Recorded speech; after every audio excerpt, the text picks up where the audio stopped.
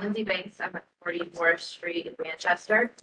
I wanted to come tonight to say thank you to this committee for listening to your stakeholders and engaging in the state district review, the outside evaluation conducted by the state. In particular, thank you for finding a free solution and avoiding an audit, an unnecessary taxpayer expense that's especially important at this time of budget crunching. So thank you all for that. I also want to thank all MERSD teachers and administrators for their continued hard work on behalf of our students, even as we yet again are coming up against some really tough conversations about the budget. And I wanted to express a wish for them and for our kids that we can one day frame a budget conversation from a place of what can be gained and not what can be lost, what can be possible if and not what we can do without, what is in the best interest of kids and how they learn, and not what we can shave, trim, reallocate, eke, scrimp, or save. I recognize based on the numbers before you that this year is not that year, but our public schools are only as great as the amount of time, energy, and resources that we ourselves as individual stakeholders and our communities invest in it. I hope that members of this committee are doing everything within your power, in your conversations, meetings, and emails to work directly with our town partners to get us on the right track now and into the future. And that our town partners reach back and that our communities step up and go to bat for our schools in a way that's really going to matter for this year and into the future. Thank you. Thank you. Maria, do we have anything online? We were a little late pulling the mute off, so if you want to ask again if there's anyone. Oh. I don't know if they heard the intro. Sure, yeah. If there's anyone online that would like to make any public comment, please put your name and address in the chat. And we'll wait just a moment for that.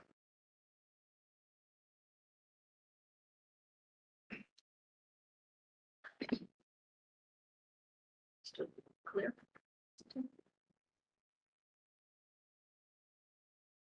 All right. Moving on then. I don't have a specific chairman's report tonight, so we'll move right on to the consent agenda. I have a motion to accept the warrants, and I need a little help with the warrants because I was trying to pull it up and I didn't have time. Vouchers 142, 143, 144. So, I'm sorry, 1042, 1043, 1040. so acceptance of the warrants 1042, 43, and 44. And then our minutes from January 7th, 2024. And the out-of-state travel for We'll do that robotics. separate. It's intended to be part of the entire consent agenda, but if somebody wants to take it out, they certainly can. And acceptance of the out-of-state travel list. Second. Thank you. Any questions? Do you want to just let people know who are listening what the out-of-state travel request is? Robotics team. Julie, do you want to elaborate at all on what's going on? Just the typical competitions that the robotics team are participating in have taking place. One in New Hampshire, one could potentially be an overnight, but I believe that's also in New Hampshire, so depending on how far they go. All right, great. Thank you. I've seen no questions. Are we ready to vote? All those in favor? It's unanimous. Thank you. Moving on to subcommittee reports. Is there an update from the facilities subcommittee? We have not met since our last school committee meeting. We have meeting of the full school building committee next Tuesday night. And the subcommittee to go through our OPM selection process is working together, and we have an interleave night scheduled for February 26th. Excellent. Finance committee, Jake? We have not met since our last meeting. Okay, excellent. Negotiations team is also not met since our last meeting. So we will close out with the policy subcommittee. There we go, Teresa. Oh, that's right. That's not right at all. We met very briefly to review. It's a mix. to review the changes to the reserve policy, which should be in your packet. And I believe there were a couple grammatical, non-substantive edits for us to take care of, but aside from that, we are submitting it to the committee for final vote. I believe. Vote to adopt. Yeah, Exciting. that is exciting. Did everyone have a chance to review? And someone like to make a motion? I make a motion to accept the reserve policy as written, with the exception of non-substantive typo edits. I'll second that. So, any questions? I just want to thank everybody for getting it here. It's been a long time coming.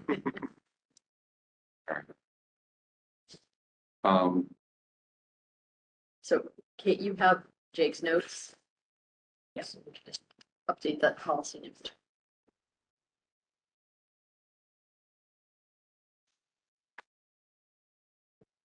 Excellent.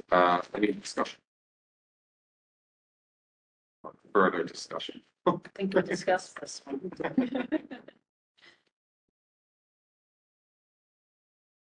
All right, then. All those in favor? That's unanimous. Excellent. Great work on this. This was definitely a bit of a challenge. So personally, I'd like to thank the policy subcommittee for And last year's. and for getting through this. And we'll move on to the superintendent's report. Great. Students report. Student report, sorry about that. Hello. So there was only like two really quick things that I wanted to talk about tonight. The first one was one that I kind of spoke about 2 weeks ago, which is about change to the program of studies and change to the requirements for graduation, because I know that's something that's being talked about tonight. So as I sort of said 2 weeks ago, I think generally students feel that increased requirements decreases the opportunities they have to take classes in subjects they're really passionate about. But that being said, I also understand that things like an arts requirement are pretty par for the course at most schools around here. So I wanted to just say that I think if requirements are being added or considered, that we're also considering like the full path that students take throughout high school. And that there's certain prerequisites that kids really try to hit to get to other classes. And that if requirements are added, we're also thinking about maybe changing some of those prerequisites or adapting them so that kids can still get to the classes that they really want to take and hit those prerequisites that they have to hit to get there within more requirements. So yeah. And then the second thing that I wanted to talk about was related to the budget, because I know we're hearing about the FY26 budget proposal tonight. So I just wanted to say that I think generally there's a lot of strong emotions among the student body during this time of year. But I just wanted to say that I think students are generally much more understanding and willing to like engage in tough conversations and understand difficult concepts if we really understand what's going on and people really understand the reasoning behind why decisions were made, because I feel that oftentimes we don't. And people just sort of look at the outcome and they don't see like the whole process that went into it. So I just wanted to say that as this is kind of, as we're moving forward into that season of a lot of strong emotions, I just want to touch on how important it is that I think the student body really understands what's going on. And hopefully I can play my small part in that, but yeah, that's all. What do you think we could do as a school committee to help because I think that's such a good point. Yeah. If they don't understand it, whenever you talk about any change, if you don't understand the rationale for it, it's going to be hard to support it. So what can we do to help the students understand better? That's a good question. I think like honestly the easiest thing would probably be trying to explain things in ways that students can really understand. Because I know there's like a lot of history behind a lot of these things and it gets really complicated. And so I don't know, I feel that sometimes when, like, I know sometimes students like listen to these meetings, but they don't really totally understand what's going on. So if there was some sort of way to have a communication line with students where things could be put in terms that like the general student body is like, okay, I really understand what that means. That would be really helpful. Any key terms that come up that, I would say reserves, override. Sort of things like that. It's really just like, but like if when like cuts are being made, I think like the reasoning behind why those cuts need to be made and why they're going to be made there, and also like why like if they weren't made there, they would have to be made like here, like stuff like that. I feel like would be helpful for students to understand a bit more, if that makes sense. That's a long conversation. Yeah, I know. I have a question for you, Stella. Having not had kids at the high school, when you are referencing prerequisites or something, I assume, so if we put in an arts requirement for an exploratory or an elective, what do we call them in high school? Elective for, one of the 2.5 credit classes, what other electives have prerequisites, and are there electives that would require students to be taking like 3 years of something that they're trying to build up on? So basically when I talk about prerequisites, it's mostly for like AP classes. They like you to take certain classes before you jump right into that AP class. So like an example would be like AP computer science. They like you to have taken intro to coding, and then I believe it's either physical computing or intro to Python before taking AP Comp Sci. Just so that people aren't thrown into the deep end. And those are so- both exploratories. Yes, and so Sorry, while- electives. Sorry, elections. I'm a Yeah. middle schooler, as you can tell. I think when like more prerequisites are added, especially to freshman and sophomore years, it can make it more, I would say, it can make it more difficult for people to find time in their schedule where those electives are running to fit them in to get to that place of junior or senior year where they can take. Because a lot of times you don't get the exact schedule that you want. So sometimes the electives will be running on top of each other, or AP classes will be running on top of each other. So just when there's more requirements, it makes that scheduling process a bit more difficult, where I know that some people already have difficulties getting the prerequisites in that. Okay, that makes sense. All right. Thank you, as always, for attending. Really appreciate all of you. It's incredibly important. Good. me? Okay. Very quickly, tonight, I have a couple of updates. A couple have already been touched on, so I won't spend extra time on them. Just a few reminders of some things we have going on around the district.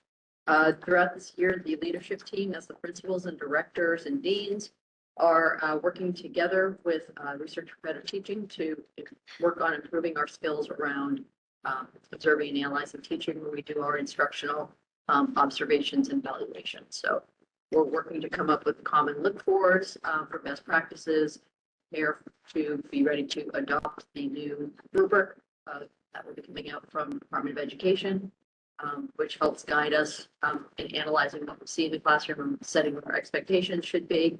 So that's going well. Just a quick update on that. The middle high school scheduling alignment study, I think we're narrowing down options. Julie and Joanne have been working on that with the deans and beginning some communication with MEDA over solutions that we think may have minimal contractual impact, but yet still solve our problem of aligning times within the day so that we can be looking at how we could use staff more efficiently between the buildings.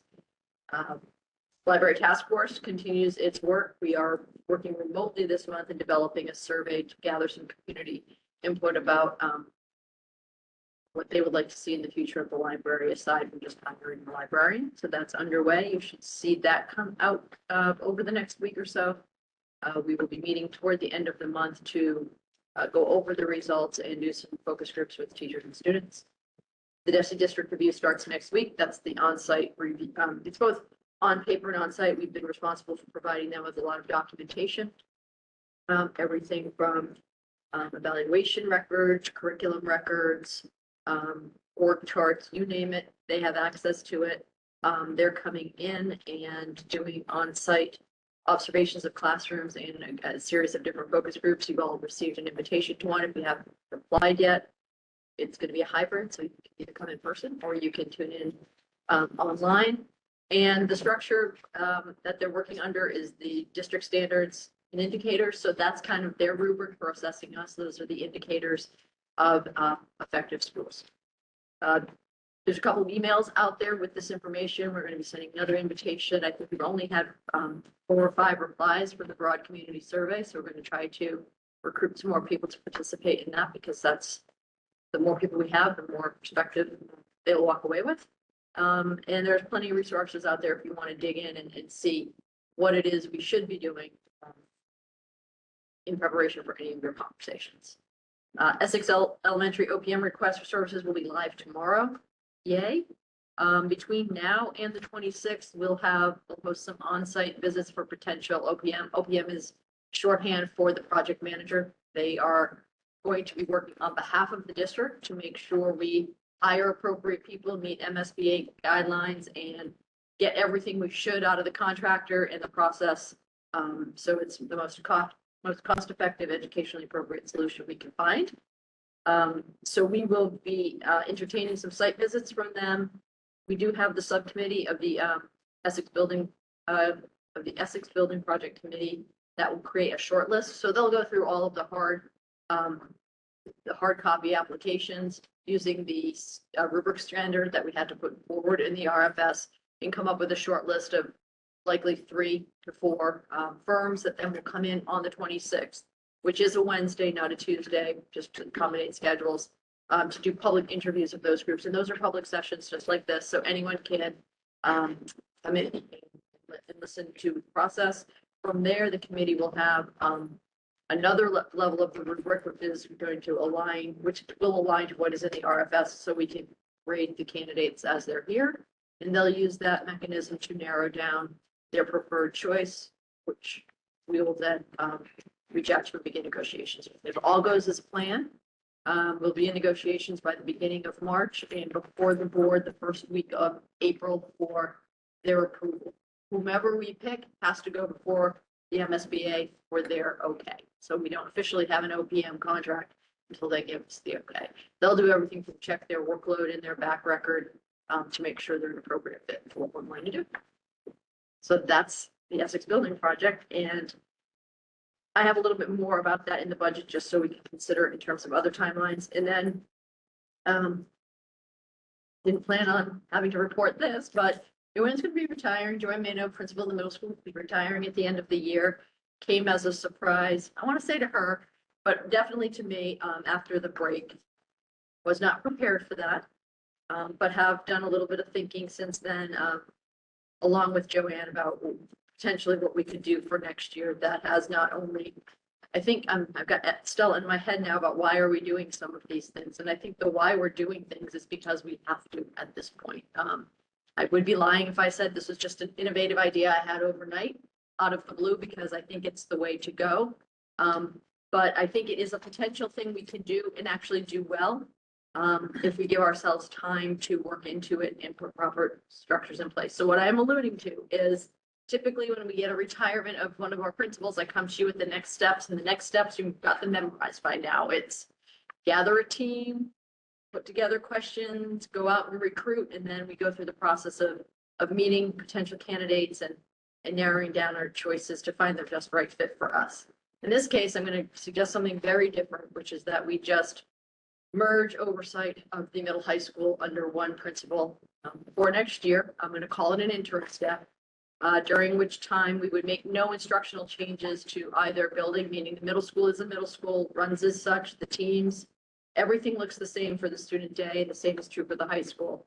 But during next year, we dig in and we take a look at what other districts are doing, who've gone to this model, how they've structured it, what supports they've put in place to allow their administrative teams to be successful, and see what we can do in terms of a long-term proposal for a merged oversight model at the middle high school. I'm saying oversight next year. I don't know what year 2, 3, 5 would look like on this. So the things for study next year, not limited to this, but this is the initial list, would be, do you merge the middle and high school into one instructional model, or do you keep them separate? So right now we basically we have a shared facility. We don't have a shared program necessarily.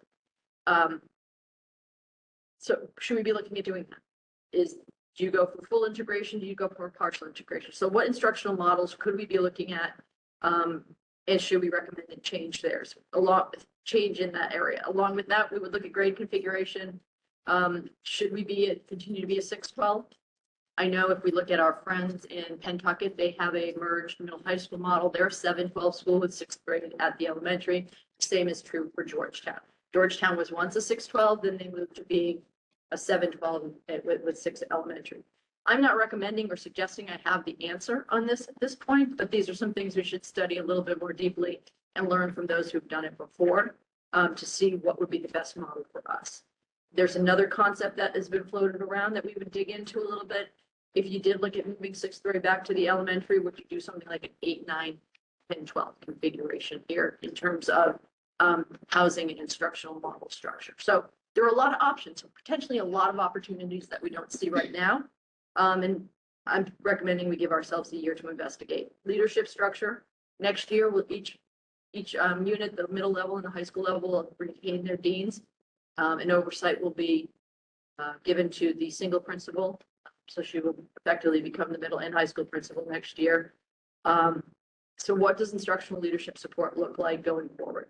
There's the leadership structure, which is what I think we all think of immediately when we think of the cut, but there's a lot of support that could be developed around that team in terms of the day-to-day supervision and evaluation of teaching that I don't think we have in our current model, that we would definitely need to look at making some structural changes around if we were to make a permanent shift. And then in the administrative support structure, what does that look like? Right now, each building has an administrative assistant. Does that become a merged model? Do we need more support in an environment where there's just one principal? I know several high schools right now have 2 dedicated administrative support, like Hamilton, for example, have 2 dedicated administrative support people at just the high school, one specifically being the principal secretary, the other being a general admin for the building. Do we have enough administrative support to support this model? So those are just the tip of the iceberg, things we'd want to study. Acknowledging that next year, essentially, we're just redistributing existing work we're redistributing the same amount of work among existing staff. So everybody's plate will be a little bit fuller, but there's a commitment of the full team to support the middle high school and work through this while we learn it. So that's my big breaking news out of the super's report for tonight. Happy to take questions. Do you want questions on that, or are we going to talk about this in budget? I mean, this is too? part of the budget. I mean, that's definitely the why behind it, is that, taking feedback over the years, there's been interest in the potential for administrative changes, and we built 2 administrative reductions into the budget based on taking advantage of retirement. Taking advantage of a retirement has kind of been the way we've managed other significant changes. So this is not unlike when the gentleman who used to be the instructional technology person at Essex retired. We merged the technology programs of the 2 and had the person from Memorial split time between Essex and Memorial. It's the same library with the next retirement. So the retirement's presented itself. I think it sets us up for the opportunity to at least look at it, not necessarily commit long term. I think we should do questions around this now, because I don't believe that this decision should be purely budgetary or looked at just through a budgetary lens. So Erica, Well, that was actually my question was, were it not for budgetary constraints, would you ever be considering this merger of positions? I think there could be benefits beyond the budget. But no, I mean, the budget is driving all of the decision making. And Because following, we're looking for more efficient ways of doing it. following up on that, it's always been my understanding that when this building was created in the school committee and the administration on forming the existing structure was very intentional insofar as the developmental needs of sixth through eighth graders were sufficiently different from those of high school students that we wanted to keep those students separate, both in terms of the physical locations in the building, but also I think in terms of the administration. So if I'm correct in that assumption, how is it that, and this is no disrespect to Julie, who I'm sure, Ms. Roy, who will be able to rise to the occasion to fill this spot, but how is it that philosophically we shift to that perspective? I think I guess there's two ways of thinking about it. If we look at the history, they put the middle school here in the new facility. It was prior to that, a junior, senior high school with one principal and two assistant principals. So that was the original model. They moved the sixth grade here, called it a middle school, and they did hire a dedicated principal. It didn't give them a full-time administrative assistant, had the budget embedded in the high school's budget, and there was no assistant.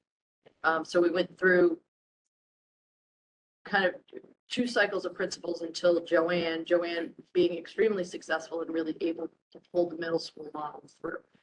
So I do think you could maintain both instructional models with one principal oversight if you have dedicated deans to carry forward the philosophy of those buildings. So you think about them, or this is where I get into a renaming structure for leadership, where they are actually associate principals, and the associate principal, the middle school, is responsible for oversight of that building at 278 students at this point. So enrollment and budget crunch have led us to, I think, not necessarily, I would not commit, but I will commit to exploring to see the feasibility of maintaining two models under one principal leader. I think key to this, and why I probably have not, I think it's very difficult to find someone who has middle and high school experience sufficient enough to keep the torch going for the middle school model. We happen to have 3 people who have middle and high school experience, so that it makes it a little bit of a unicorn that you're looking for if you're going out to hire someone new. We do have a team that's committed to it, and a very strong curriculum person who also has middle school knowledge. So I would say budget is driving us to explore this as an option now. And the talent that we have at the table could allow it to become successful. Whether it's sustainable if you have to do a principal change 10, 15 years down the line, I don't know. Whatever was next. So I understand that this is a budget-driven suggestion. I understand how with the deans, much of the student-facing role won't change, but one of the primary responsibilities of a principal is evaluating and guiding their teachers. Mhm. How many teachers are there in our middle school-ish? 30? And how When you many take- are, You got classroom. About 25, how many are at the high school? closer to 40. That seems like a lot of people to be effectively, Right, so if go ahead. we're looking at models like Pentucket that have 900 students, 3 APs and a principal, I think we meet the 1 to 250 ratio. If we're looking at it by the numbers. Right, so we meet the ratios. In terms of the student facing aspect, we minimize it because of the deans. And so the missing piece may be the more administrative role of the principal Supervision. that is now going to be spread. We'll have to come up with a carefully constructed observation evaluation list, distributing kind of the high need cases to the principal, the lower need cases to the deans. We do get some observation support from the department chairs, but I'm being very blunt. To make the three tier, the two deans and the principal work, we are going to have to reconstruct other aspects of what we do to support them better. We could get through anything for a year, but to sustain this long term, there's going to have to be other changes that will need to be made, and likely we'll find ourselves at the bargaining table to have to make those changes.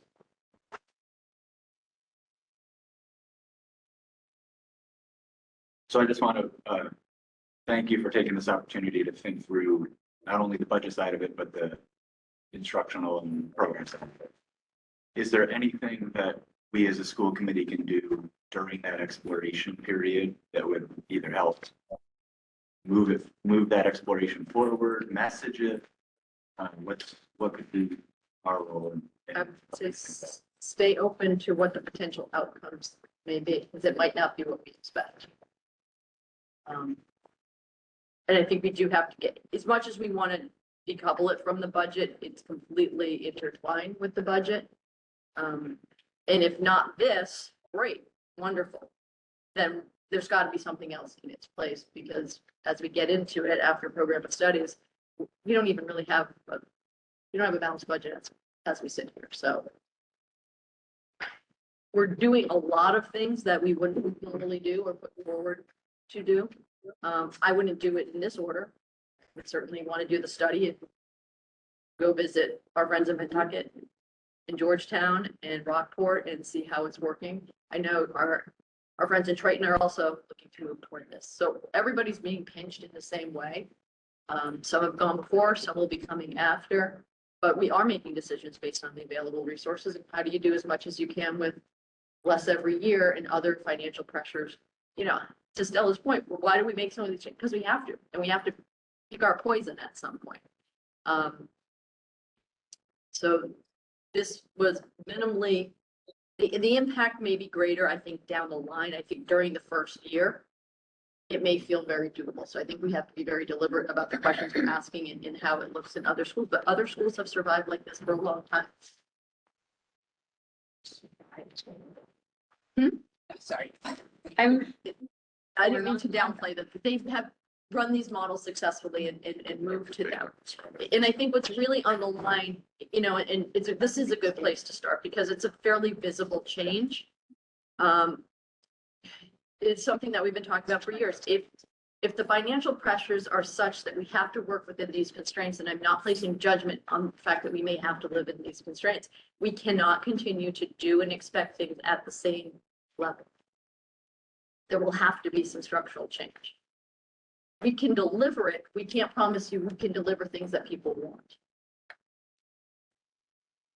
I'm torn because I understand the budgetary restrictions.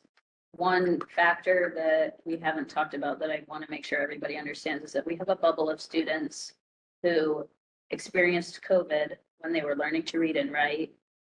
At Essex Elementary, they are on their third principal, and they are our sixth graders that are coming in. Are these the kids who are going to be the guinea pigs for our exploratory year?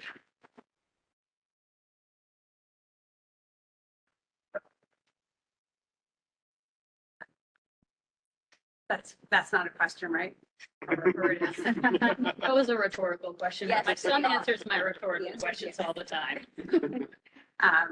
If you don't have an answer to Kate's question, I have a specific question related to something you said when we were talking about the budgetary consequences. And you mentioned that the impact may eventually be seen at the bargaining table because this will not, they'll be trickled down, is how I interpreted what you said. And what I want to understand is if this is being driven by budget considerations, if there's some possibility we're going to end up having to renegotiate, how much of budgetary savings is there in reality? Or do we end up making it up, you know, does whatever we save today end up coming out in the wash because we have to incur additional expenses at bargaining table? I think our proposal would be more redistribution of existing resources in a new way. So we don't see it necessarily as adding cost, but I couldn't guarantee that. Because if they don't feel like it's a worthwhile proposal, then they'll probably see some financial gain. So what we've done when we get into the budget piece of this is we've taken a $200,000 reduction because we also looked at, and I don't want to go too far down the budget road. We can explain how we have taken these savings and what we've saved out for potential supports and investments down the road. We didn't take the full savings out.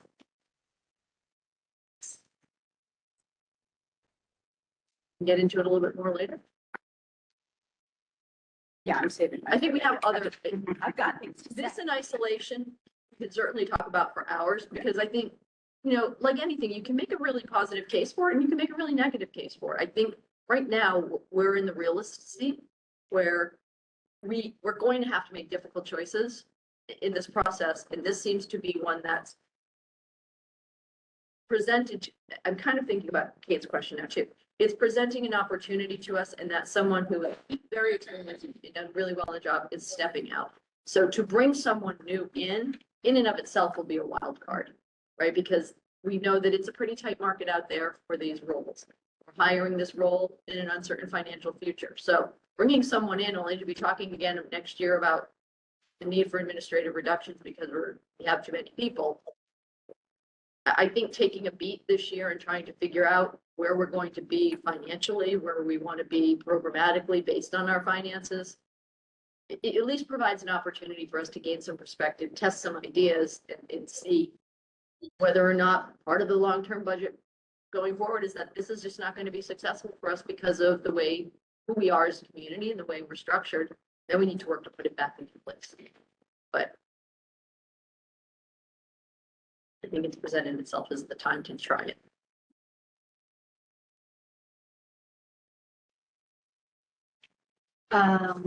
Two things. I think even though it's not ideal and it's a change, I wonder, from over the past few years, I think it's been said that it's pretty tough transition from middle school to high school for a lot of kids. Would this actually help with that transition to more better integrate like experience? Or that's number one. Number two, even if we're savings now, minus all the additional reallocation of whatnot, you say is what, 80,000-ish? We've got 200,000 between the two administrative positions with about 40 saved out for investments. One thing to consider is if this doesn't work next year, we just going to have 200K more gap. So kind of And are we gonna delaying. be in a position to hire somebody back? So just fill delaying the the. Are you gonna go into more, because there are other administrators, there's another team administrative thing here that is as pressing to me. We're gonna go into all that in the budget conversation. Okay. So I just wanted to preview this because I always will come to you with our next steps, and our next steps likely are none right now, other than trying to prepare for next year. Okay, ready for a little program of studies?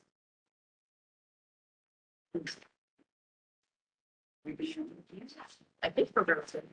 I told Chris earlier, but I have to leave around 7:20. I'm gonna jam tonight. I like to study. Just want to say that now. So.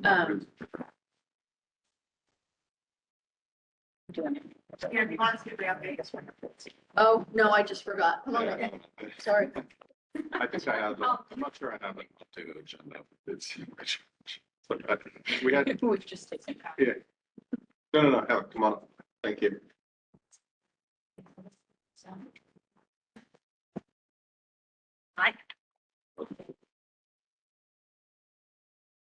Thank you. All right. I have a few things to talk about, but I'll be brief. And I don't even have a slide. So this will be a really quick one. A few updates from the curriculum instruction office. We've had some really good professional development stuff going on as of late and some good stuff coming up.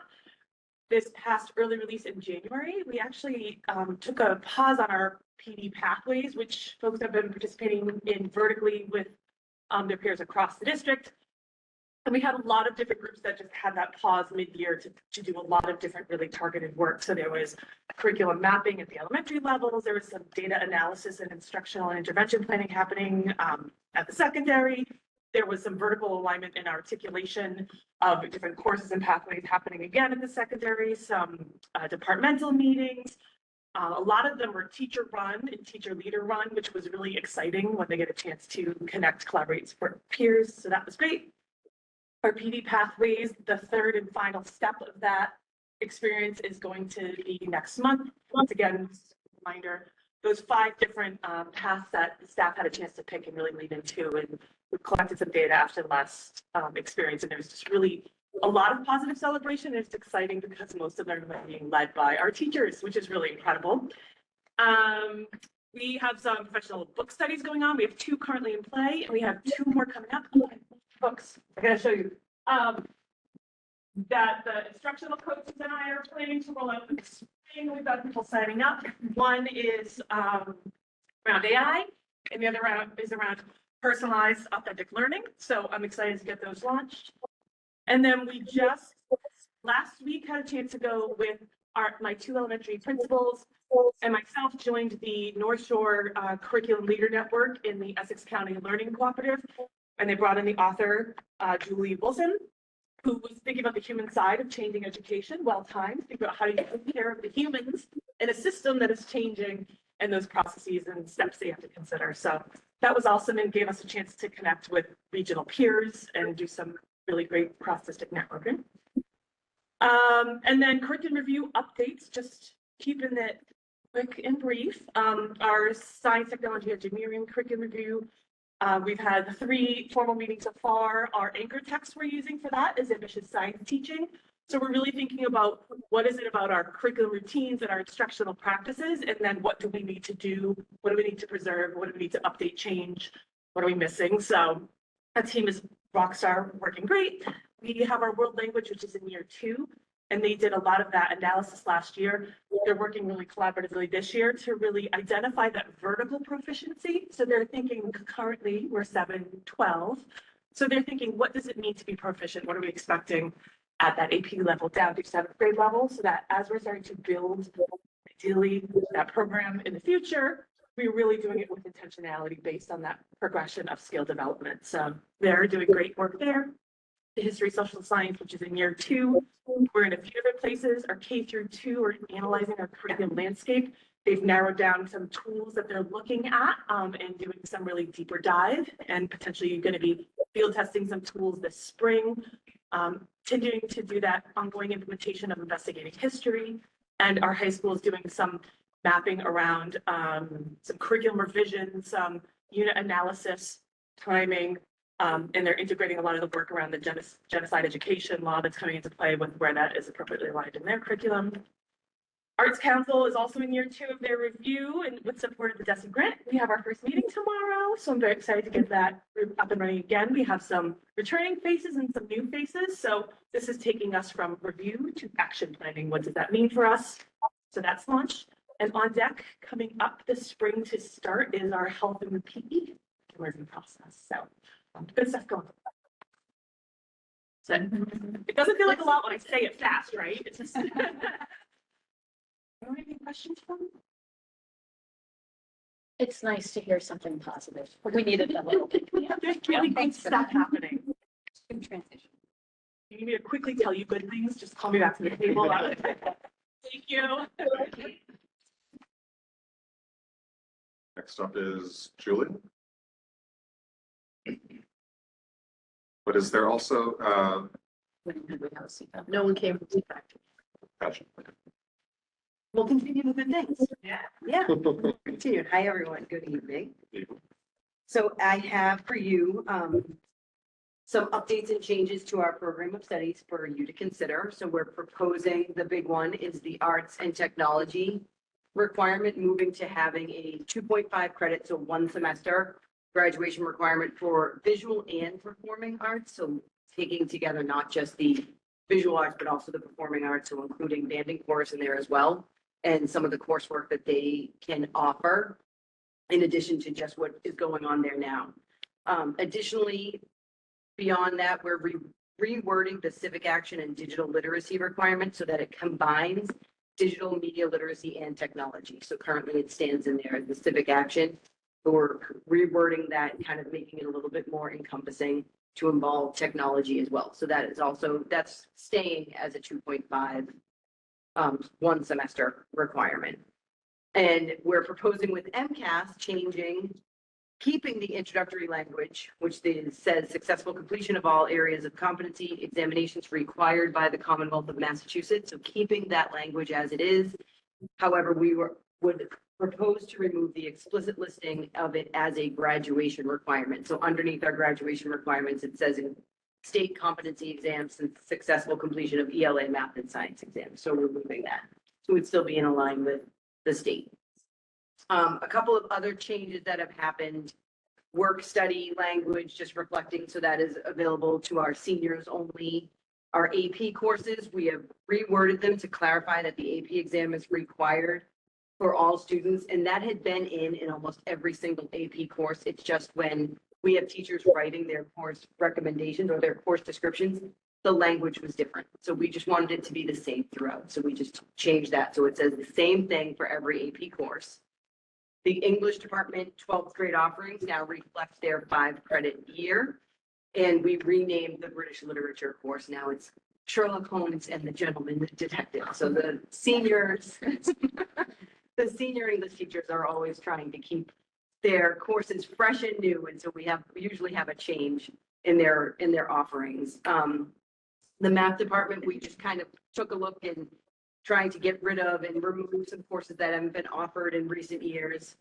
And the exciting thing in the music department, so besides being kind of renamed with art and music as visual and performing arts to make it more all encompassing, they've updated their curriculum just to better align with what's going on in their classes, but also making a change for piano and vocal lab. So instead of having piano lab and vocal lab, having a more inclusive instrumental lab, which could provide students with some opportunities beyond just piano and just vocal. So the teachers are excited about that. And introducing a new course called Contemporary Music Ensemble. So currently we have the concert band. We have lots of students who are very interested in being a part of the band program, but maybe aren't so excited about concert band. And Mr. Wag has a lot of experience in previous schools developing a band that's just beyond concert band. So whether it be a rock band or some sort of iteration of that. I know in the past, in a school I worked in with him, it was ska. I know he's not interested in ska, so if he's not gonna, it won't be ska. But there's a possibility just to have something a little bit different. So if you wanted to, if you want to be a part of that program, it could go beyond what the concert band looks like. And then adding an honors option for concert band and chorus at the 9th and 10th grade levels. Just something that has been done in other schools, but also just helps keep interest with students that are kind of concerned for what that may do to their GPA. And then the science department, there's exciting things happening there. So right now we have sustainability and green team, which has been something we've had for a long time. And we would like to kind of rebrand that so that it's environmental health and society and environmental action. And they'll kind of go hand in hand. The first one will set the students up for this second course of environmental action where they can really dig in and do some research based and really get involved in something that they're passionate about. It's going to be led by Mr. Harton. Course descriptions being updated and removed that just reflect what the students have been not interested in or interested in. And then for computer science, we're proposing to remove that pathway and revising what the courses are being offered. So an updated title, Introduction to Coding, combining robotics and CAD. So that's merged and updated into a course. A new course, Game Design, Python, which is an updated title, Web Design is another new course. And then we have already AP Computer Science, but the proposal is to include AP Computer Science principles. So an introduction to that new course. It's a little bit more, I don't want to say user friendly, but it's a course that is a little bit more available to students, and it can actually be offered to students in the 10th grade. So it can go 10th to 12th based on their experience and with the teacher approval. And then below that, those are the courses that we would propose to be removed. So the big change there is that we have a new technology teacher. So these courses really fit into kind of this new pathway in this new area that we're headed down, or this new path we're headed down.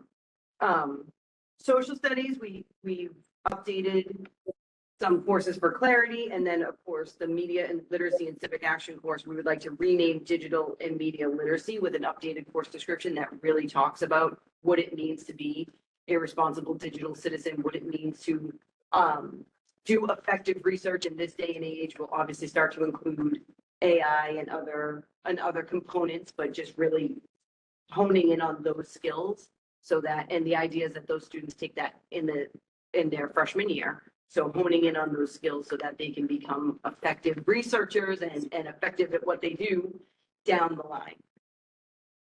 And that's about it. So I would love to take any questions.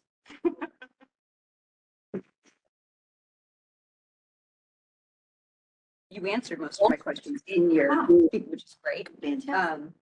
I just have one left. I went through the whole thing because I find this really interesting. And I know a lot of these courses aren't offered even every other year. Some of them haven't been offered in a few years, that sort of thing. And one that jumped out at me was authentic science research. And I know it's not going to be offered next year. Was it offered this year? It was not. It wasn't. No. Were there any students left hanging with this intending to be a 1 and 2? To the When did it best of stop? my knowledge, no, but that teacher also retired as I was coming in. Yeah. But to the best of my knowledge, no. Okay. All right. Thank you.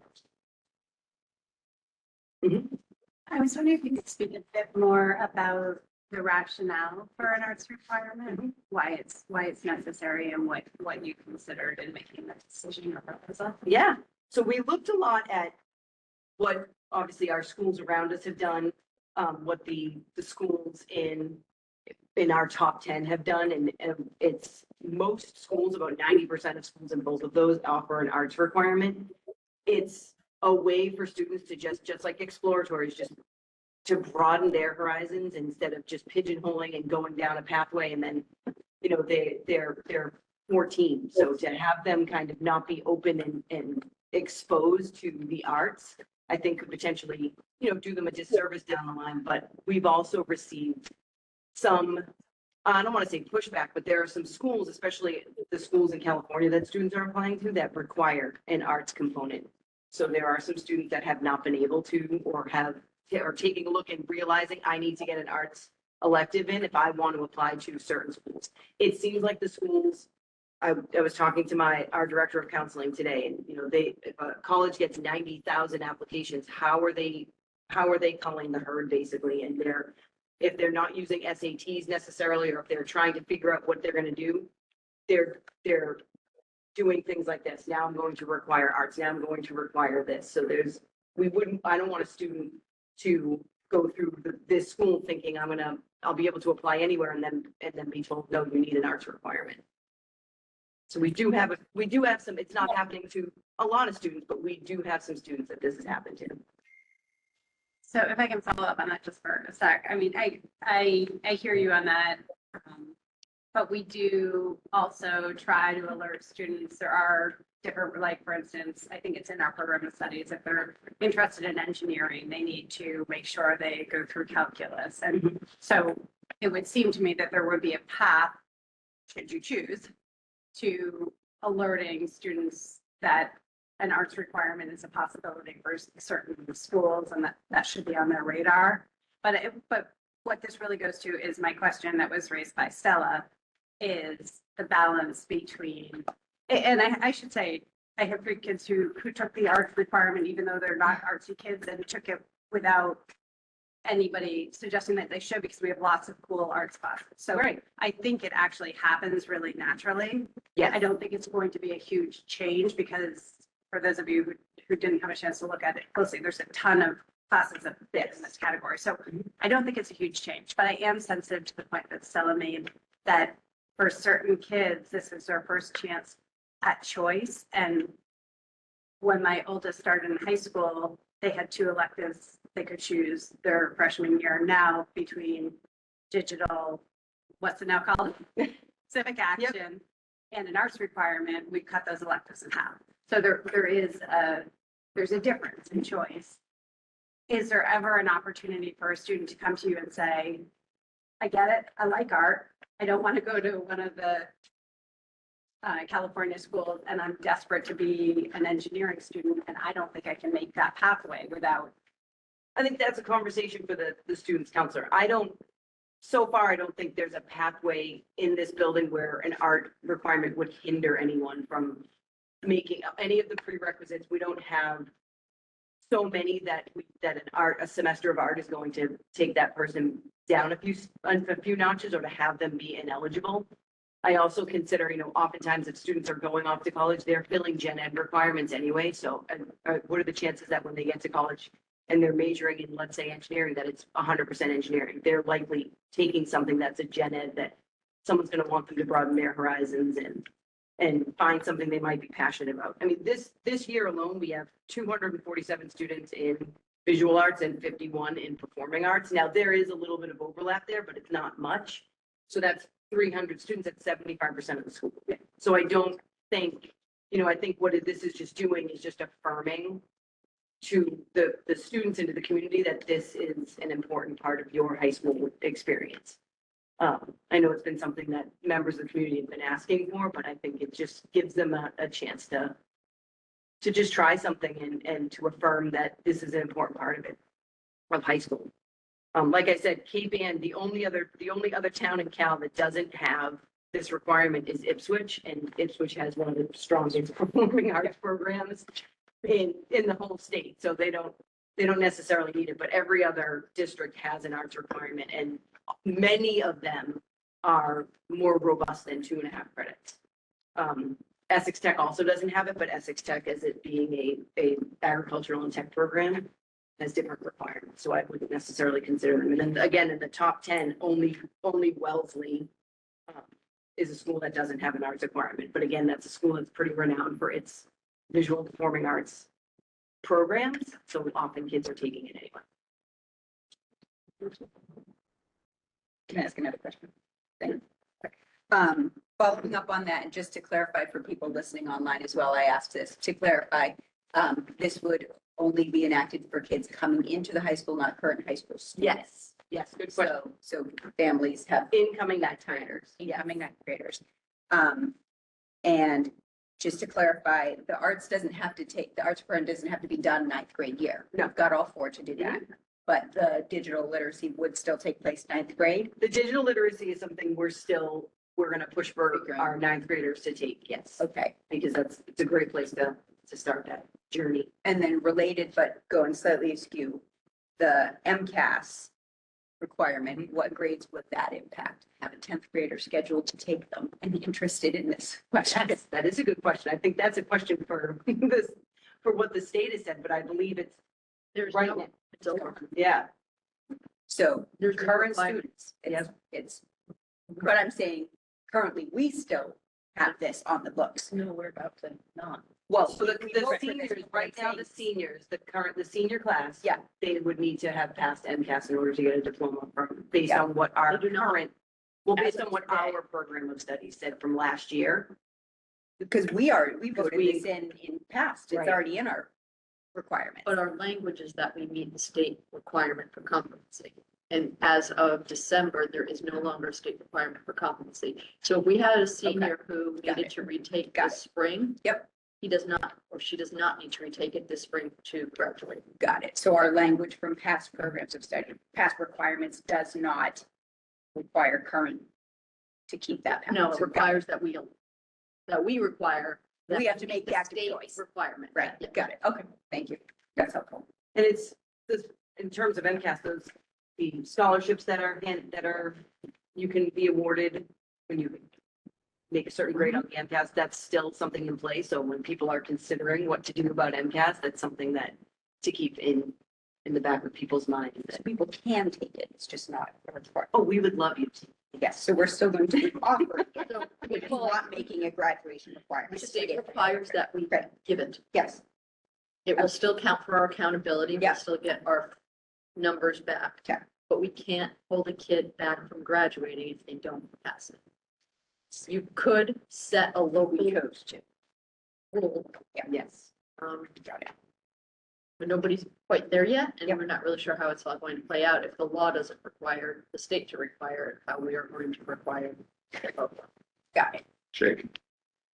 So I'll just follow up on the MCAS because I think it is important to realize MCAS will still be given. Yeah. My question for you, given the way you phrase the language by keeping the MCAS in the introduction, I understand removing the competency determination part because of this ruling. But it is the expectation of taking MCAS still contingent? Like if a student opts out and doesn't take MCAS, do we hold them back? No, I think the way the language is not that we would hold them back, but I think we would like to, the expectation is the student will be participating in MCAS. But is that a graduation requirement? No, it's being removed from the requirements from underneath. So in the way that the language is, So I would just remove it from the graduation requirements section entirely, put it somewhere else. I think you're just conflating the issue if you keep the MCAS and graduation requirements in the same section. Yeah. it's in the paragraph it's above out. it. It's not in the chart underneath. And that's what we're proposing is to remove But it the from the paragraph chart. above is still the graduation requirements section. So it says successful completion of all areas of competency examinations required by the Commonwealth of Massachusetts. But we will remove any explicit, To the competency determination, but leave MCAS in. no, we will remove the explicit listing of it as a graduation requirement. Okay. So just- I got confused the way it was framed. It made it sound like it was still tied, even though I Okay. understand the competency determination. Yep. All right, my second question is, that was the only kind of performance-based measure of that, for graduation. Did you all have any discussions about what other performance-based options may be viable or you'd want to consider? Everything we've got now is more seat time, right? Credits. It takes a lot to fail a class here, or it doesn't take much to pass a class, maybe I should say, right? Point of So- order, that's a little inflammatory. Okay, but there's a big difference between meeting a performance expectation, relative to the standards, than getting a better than F grade.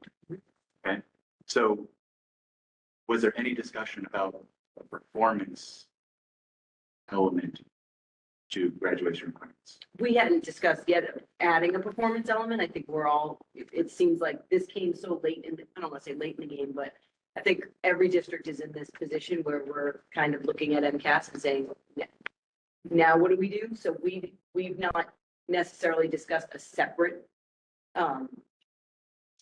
test to determine whether or not the students have graduated, but Jake, are you getting to a test or are you getting to a more of like a portfolio assessment? That's what I'm asking. I'm not saying one way or another what it is. I'm just asking if that's been part of the conversation. I think we've been left with this, the state has been hit with, and I don't know that we were all prepared for it. Guidance is coming slowly. But the entire purpose behind removing MCAS was to make it less about the high stakes Yes. performance or test and more about time in and effort. So I think we're waiting, and I think we will be developing over time, probably more regionally, an approach to this. We're looking to the state to provide some guidance. I think we're in a bit of in limbo a little bit right now about what the best long-term solution is. And the guidance we're getting is to just revert back to your local standards. And our local standards have been moving away from high stakes testing. right. And more towards like culminating activities and things that showcase students learning in different ways. So no conversation about that at this time. Not at this time. So I guess then to Stella's point a little bit, I add up the numbers right, I think of 110 credits required to graduate, 105 of them are required. But if I add them up, now I know within that there are some, doing 4 math classes, there's some elective options within. Right. But I guess, to ask straight out, how much, if we're now 5 credits unassigned, if you will, how much wiggle room do students have to follow those choices? Yeah, so there's 7 classes in a day. So a student could have 35 that should be 35 credits if they're full, right? If they don't have any studies or anything, and that's the whole hope until they get to senior year when they can potentially have a study, but so 35 credits times 4 is, I'm on the spot here, 140. So our students tend to be well beyond the 110 credit minimum. So it's not, that 110 credit to graduate is pretty low based on what our students are taking. And that's not including any student who's taking their 7 classes and taking band or chorus or sound waves or any of that. So some of the students can be in upwards of 37.5 to 40 credits in the year.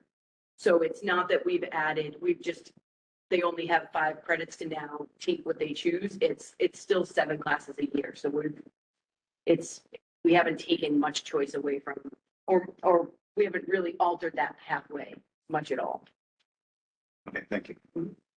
And how is the civic action requirement going? I'll say upfront that I've lived it this semester. I'll be honest, what I saw of it, I don't think meets what we would exactly want of our graduates.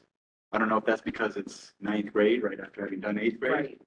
Or if it's because it's also media literacy and the civic action project, right, and all in a semester.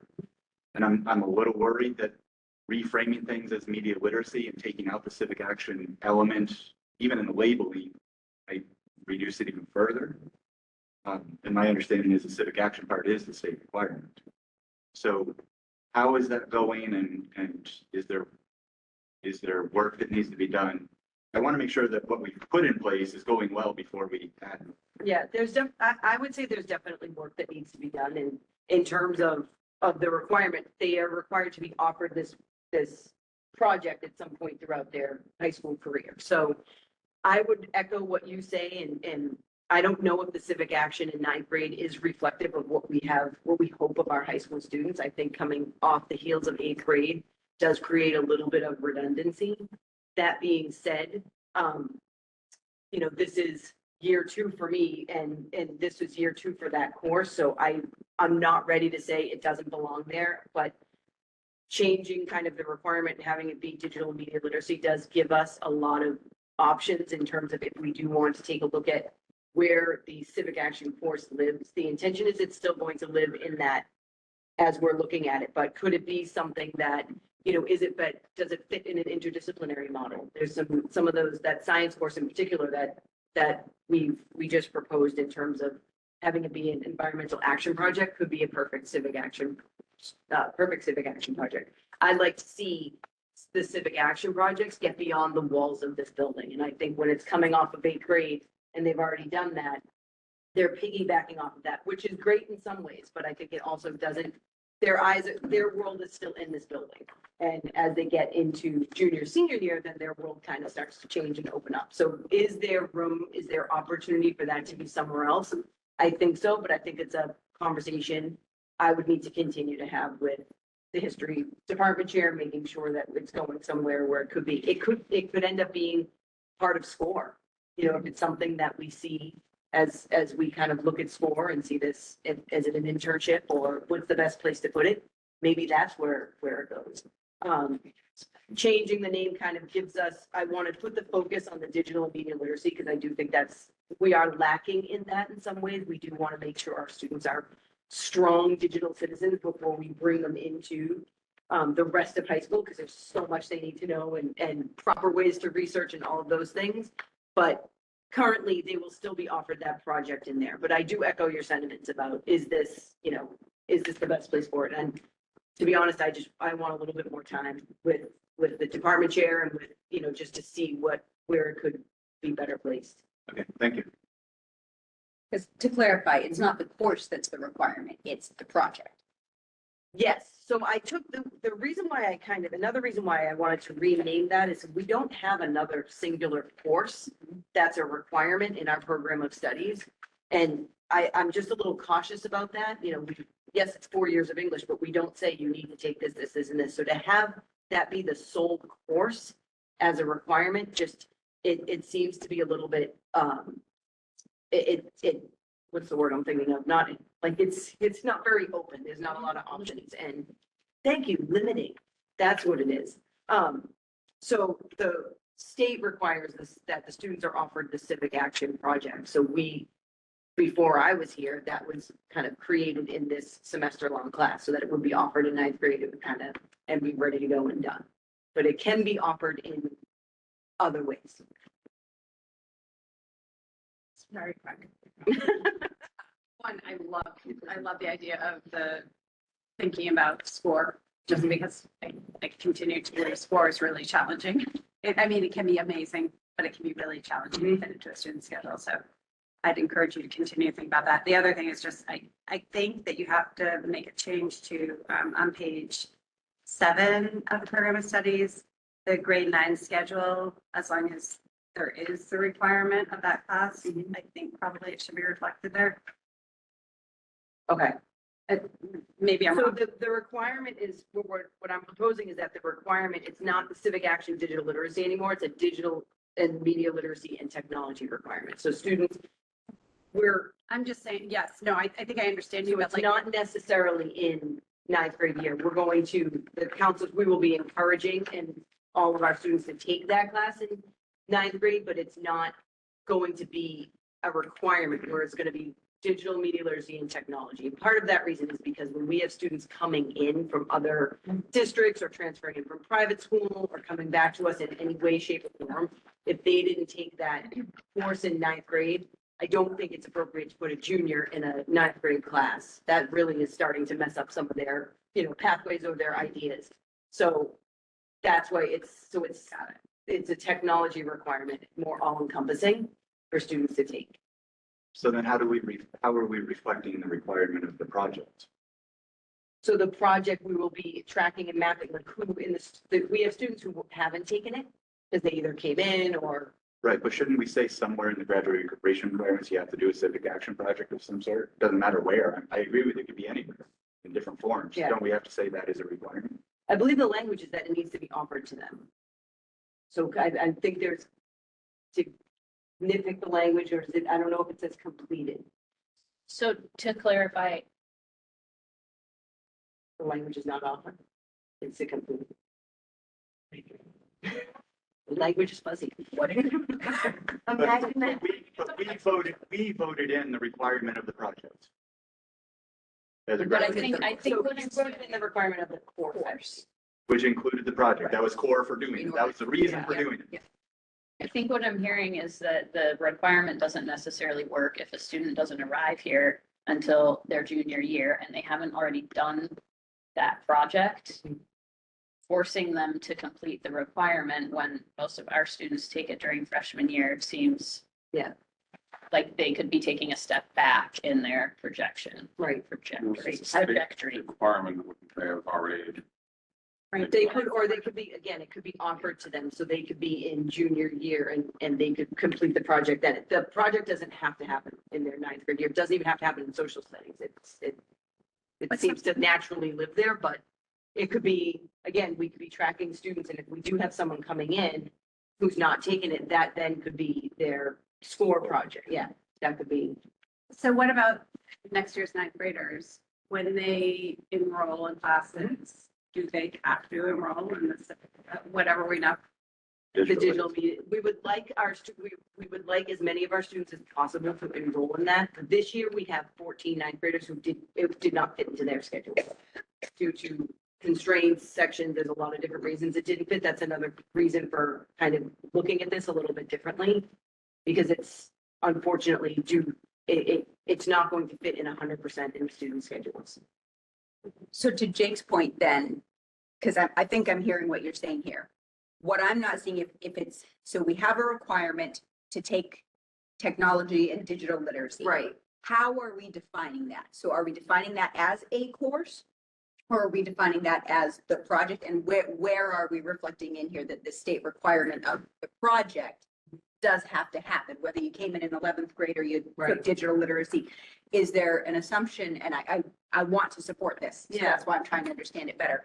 That if what's now currently the civic action ninth grade course continues as a ninth grade offering of technology and digital literacy, Right. and you're likely to complete that requirement within that. Yep. Where is it reflected? Can it be added in even just a clause? It's in the somewhere? course description. So I guess we Well, I could get- add that somewhere. Yep, because Or right like- now it's in the course description. Okay, so for those students who have these unique conflicts, and it doesn't necessarily have to be that way. Right. Do we need to add language that says, if you are unable to take this course for whatever reason, then you are still Meet the required project. to meet this state requirement of doing the Yeah. project at someone? Do you see what I'm saying? Just put that in there so that people clearly see that. Yeah, I see what you're saying. We're on the same page. Seems Yep. correct, yeah. So is that something that could be added just for clarity? Yes. Okay, awesome. Yeah, we can work on the wording of that. Thank you. Are you So we'll be able to suggesting that vote the- on this tonight then, or no? So can I say a thing about process? This is a school committee policy. The graduation requirements are a school committee policy. Program of studies is, high school figures out what courses they're offering to meet expectations, whatnot, but the graduation requirements are a school committee policy. Last time we did this, I thought we had all agreed that we would do first read, put it out for public input, particularly because the people this impact, they're not part of the high school conversation. And they need an opportunity to weigh in, and then we come back and vote it for a second. The graduation section. So I'm just gonna pass, I have the current graduation requirement policy page and then our policy adoption page. So you guys can just see that. Didn't we Do we have a that by specific page for posting graduation this? requirement adoption separately from policy adoption? No, Oh, they're the same. It wasn't Okay, got posted? no. No, this is just. It's posted as the program of program study.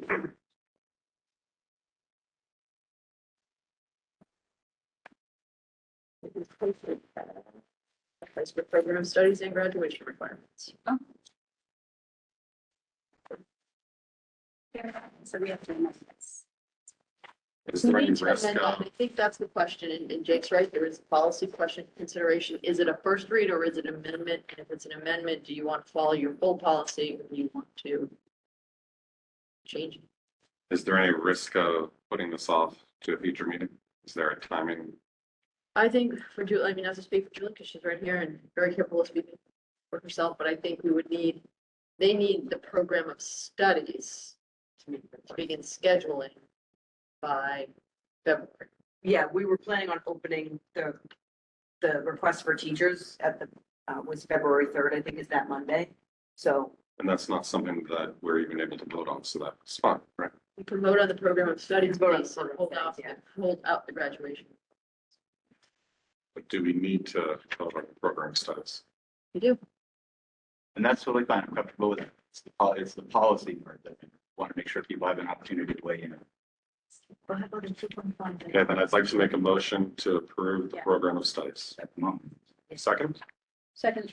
Second. Any discussion?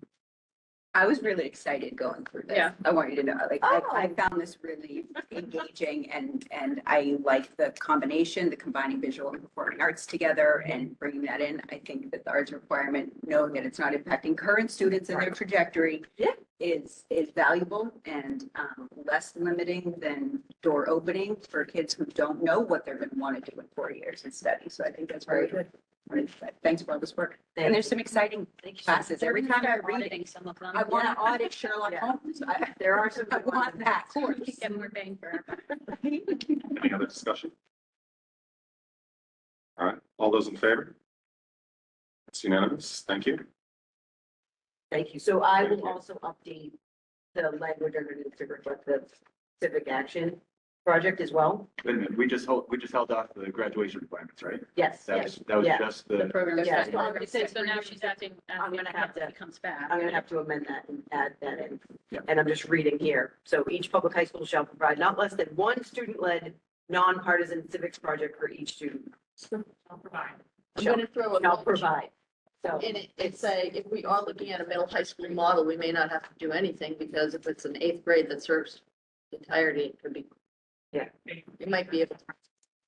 Also, it sounds like the state language I is think not that that's they for have to middle high complete it. school with serving the eighth grade. Just something that. Am I correct in thinking that just the language in the state laws and you don't. They do not have to complete it. No one is required to complete this. Yeah. it's- Yeah, shall provide. Do you plan Clear as mud. Staying or do you plan on? Yeah, but we voted in to it. Whatever the state says, provide or not, we said you have to complete and Right. pass a project. Right. Although I, But we to voted be for that. fair, I think we said that because at the time, my understanding was the state required it. That was. It didn't occur to me one day that we should require this. It occurred to me that the state had said we have to require. And I think that was the It's early still interpretation. For the project. No. That hasn't gone away. But the language Heather just read to says me is shall different than what I Okay, we understood. can, Shall we're just going provide. back and forth. We can, Well, I think this is And gonna this fall a little discussion- bit into the category of the PE, state PE requirement. We are required to offer PE every single year, but we are not necessarily required to make every student take it every single year. So and I think this can making be it available and requiring, we can certainly go out covered and in get some. update Yeah. and people can ask questions beforehand. We and- got a lot to do Wait, tonight. we do, but hold on, this feels really loosey-goosey at the Yeah, yeah, moment, yeah. and the policy part is kind of really important. So, No, we're not doing the policy. We're not doing the But- policy. but is there any reason for us not to adopt this as a first read? It was published. This could be a first That's read, my and then we question. can come down the next Yeah, time. that's what we need to do. And We need to- finalize We need to this. put this out for public input, right, by adopting it as a first reading. Right. Whatever. What are you pointing? The Graduation proposed requirement. graduation requirement. So not this, because this is not. That's the old. I know, yeah, okay. That's what the person did. So basically the page within the program of studies that Yes. references. So I move that we adopt the graduation requirements as presented in the program of studies as a first read tonight. Second.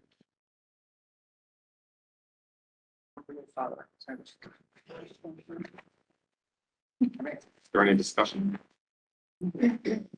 All those in favor? See now? Can I just clarify one thing, please? If we put in a graduation requirement of a certain number of credits for what is currently called civic action project, doesn't that mean that kids has to pass it, not just be offered it? That's not on there. That's, But when we adopt something that says, get a certain number of credits, doesn't that mean pass? That's one of my questions. It's because I was not here when this was adopted, but the department chair was able to find the memo. The memo was proposing the course, not the project. So the memo was proposed as the digital media literacy / civic action course as a graduation requirement. And then I get the program of study says civic action project. So I also don't know if something was lost in translation. everybody's right. Because they keep calling the course the civic action project. So this could be course or it could be project depending on the naming configuration that we're going with. But you're right, if it's on here, in theory, you need to pass it Right. or have it waived by your principal because you can't take it or can't pass it for some reason to achieve your 2 Manhattan credits. But I think the course and the project have become synonymous Right. and it's become confused over time as to what is requirement, taking the course and passing the course or actually fulfilling the project requirements. But I think the good news is you were saying we need to depart from what is current because it is not serving its purpose. It's redundant and it is confusing. So we're proposing something completely different. We're going to vote on it. My question for the committee is, how do you want to structure your public input? Is it posted on an agenda and people can come and speak to it? Are you circulating it and taking feedback? How would you like to structure that? Because we've never really done that piece before. Like the reserve policy has gone through plenty of public discourse, but never really placed. What does place for public input mean to this group? To me, I would feel comfortable moving forward with a vote if, as an example, or actually even as a minimum, the middle school sent out an email to families saying graduation requirements for rising ninth graders and beyond are being discussed. If this is something you care about, Wait, here's the link, send your email.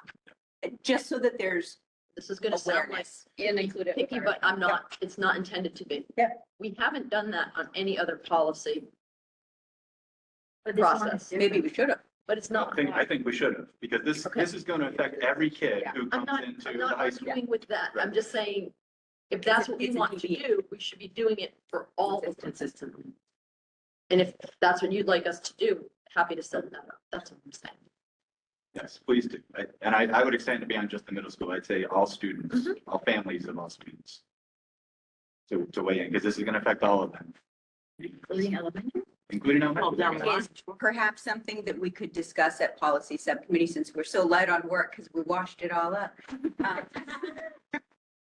That we could discuss that part of it, though, the consistency. of- Well. No other She's discussion. gonna need to step down now. She's retired. Maybe we could talk about And it what may that sound like means. I'm No. not picking and I'm not That's disagreeing. It's understandable. just a matter of, if we're going to Consistency. consistency Yeah. in terms of, a public hearing takes on a different notification form than public input. Oh, I'm not suggesting a Yeah, no, public hearing. public input is fine. That's fine.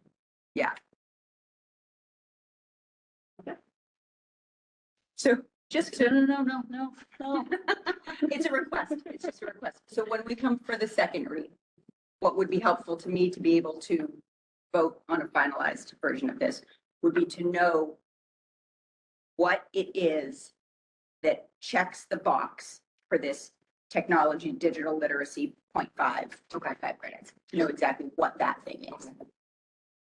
Our next meeting would be on fourth. No, that's a public hearing. It's the 4th. Do we usually do business before it? Yeah, we're usually it's usually this week, but we went last week. Let me see if we can pull something together. So we foresee this being on the agenda for the 4th of February. Discuss it at policy? Oh, right. Well, the thing I was hoping to discuss at policy was just the idea of looking at consistency in Okay. how we do policy notification, change notification and stuff, I think for. Again, I'm not We don't disagreeing need to with putting derail out for a the notice, but putting out a notice starts to move it into our procedures for public hearing format. Mhm. Because we don't typically put something out specifically like this one thing is on the agenda for the upcoming meeting. Is the committee comfortable with But we're okay. Yeah, I hear what you're saying. the policy committee taking this? What, I'm not sure there's a need to. I I think think if we that just if we ask for input from families in the system, Well, Pam has a point about We didn't do that with reserves policy. whether that is the standard and whether it's, if the policy subcommittee wants to take it up as a standard for all policy review, I'm happy to have them do it. I just think that we I need was to only get the talking about budget this discussion. particular one because it's graduation requirements that affect all kids. I see Jake's point that this feels different to me than the reserve policy, Okay, but fine. I also don't have a problem asking for input on a consistent basis. right, so maybe we could, I'm just saying that we need That's to the wrap part this we can talk conversation about. up right now Yeah, because let's do it. we have Yeah. less than an hour to do budget and. Wrap up. Move on. So is it like, yes, we're gonna post it? Yep. What's the conclusion of it? Great. I'll be here. I'll go back to my comfy seat if you Thank have you, Julie. any further questions. thank very you. much. Thank you.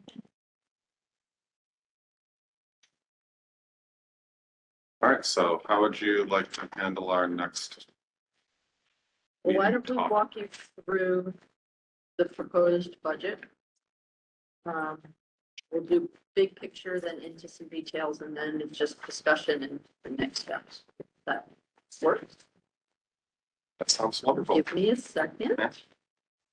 And we will tag team. I mean, you've had this to look at, so.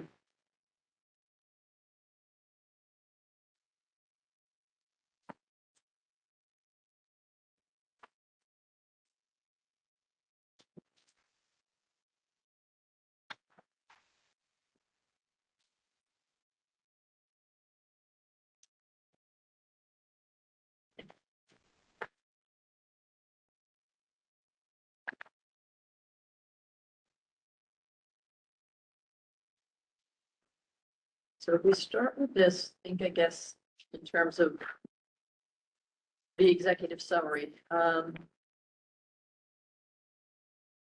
So we put together the FY '26 budget.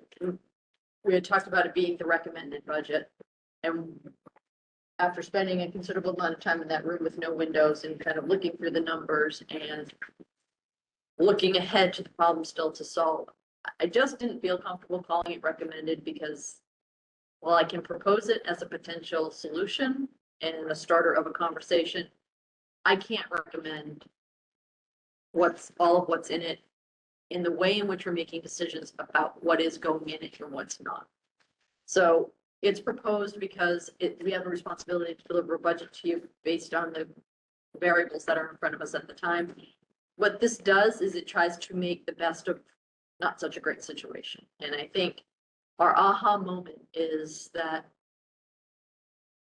when we were having a conversation, you talked about that little guy with the, and I brought him back. I went looking for him because we've known this was coming for a long time, and we started in 21 trying to message that we had a structural deficit, and there was really anything we do from year to year is really just prolonging the inevitable.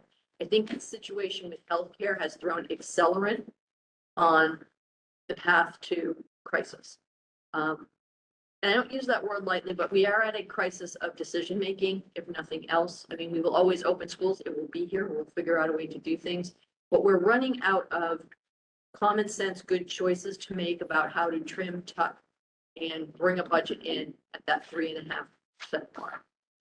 In a typical year, had we not be wrestling with the healthcare issue at all, we would probably be pulling up to 4.5 or 5%, mostly generated or driven by healthcare, not to the extent it is now, and personnel costs, and trying to figure out that $250,000, $300,000 delta, maybe 400 to get it to where the towns felt that they could manage it.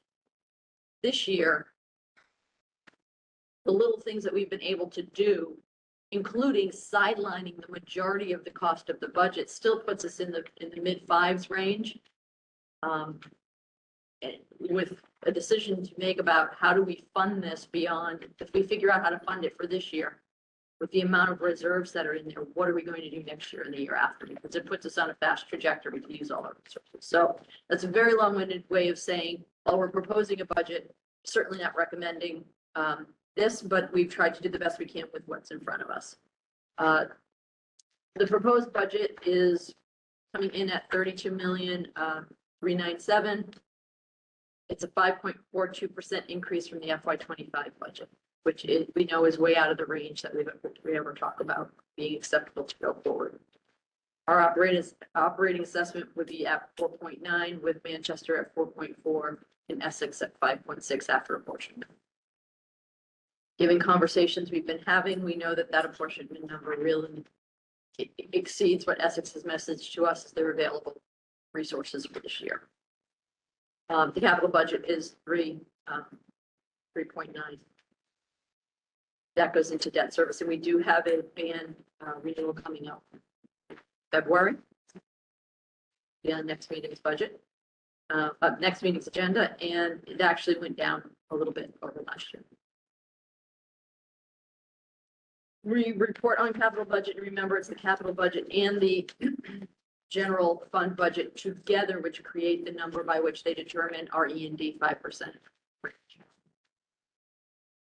On the side, it's just a reminder, it's a little small for you to see right now, of how we go about building the budget, and we always start with required spending, so that it's not only our healthcare and contractual obligations, it's also our student obligations based around student need and state mandates for providing services and program. Then we get into common practices and preventative spending. So things like investments in our GROW program or our ACE program to keep students in district, to allow them to be included in their daily school life, but also to manage costs of out-of-district placement. In common practices or things that we talk about, particularly lately, the past few years, the high school program, what the course offerings are, what the class size is, how you have to create a schedule that allows for enough breadth of schedule in a small school that it sometimes puts pressure on class size. So when we build those schedules, when Julie makes recommendations about what's in the program of studies, she does so not in a vacuum, but looking at our comparables. So spending to keep ourselves competitive and comparable, not only with the region, with also our that top 10 group that we find ourselves in many years, is how we determine the spending there. So that's basically where you get your level service spending. And then anything above that, which we haven't really been able to achieve over the past few years, investments in new programs or new ideas, or new staffing recommendations usually come from reorganizing something within. We don't have any of that this year. We are all below the line in preventative spending, common practices, and required spending, and we're actually not even able to sustain that at full levels. So the tentative budget assumptions, we refined them. So we tightened everything as much as we could to maintain a responsible position. And everything is outlined in Michelle's memo. We'll get to that in a minute. So as a reminder, healthcare costs are at this moment projected to be up to a 24% increase, with the best case scenario of 15. What we've done, we're calling it the Teresa principle. We've taken kind of the recommendation that she made last meeting and said, we typically carry growth for healthcare in the budget, but at a, not a great level, but our reasonable level is more 7 to 10. So if we cap the budget at 10% healthcare growth and set that problem aside and monitor it separately, I think it makes for having a good discussion about what's really driving the structural deficit in the budget. I think the healthcare is exacerbating the problem, but it is not the only problem. We grow faster than 2.5%. We go for about a 10-year stretch, managing to nip and tuck to stay within the range of affordability for the towns. But the projection has always been at the 10-year, start to hit your breaking point, and you start to get into cuts, which start to dip into program, which start to erode services. We started signaling in 21 that we were there. We're there now. We were approaching the door. We are full in, and I don't think there are any cuts to be made at this point that don't reduce the amount of service that we're providing to some aspect of our constituency.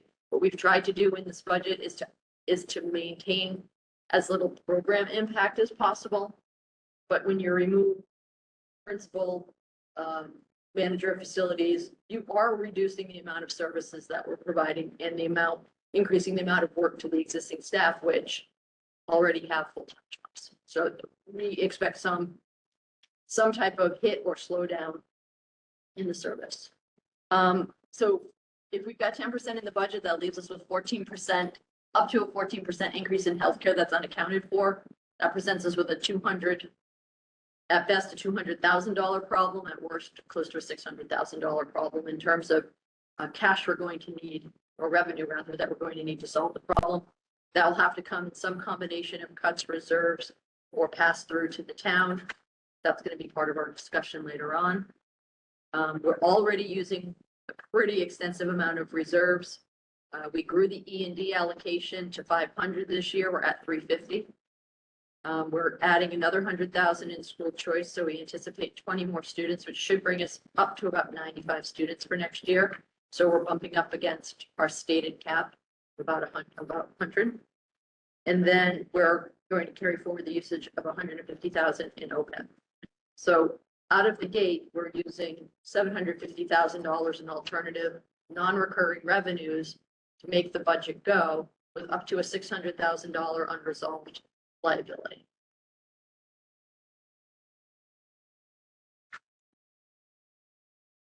So as I stated, it's not level services, but right now in its present iteration, it avoids cuts to the educational program.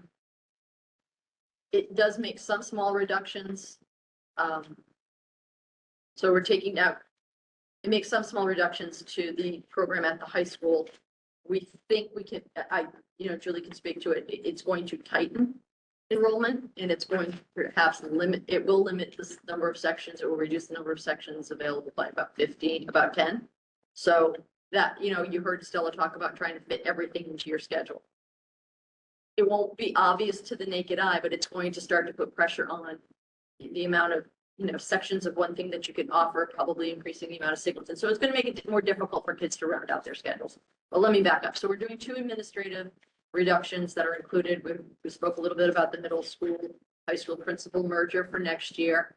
And we're also looking at reorganizing the facilities department and limiting the manager role. So we have a facilities manager. We also have a custodial lead and a maintenance supervisor.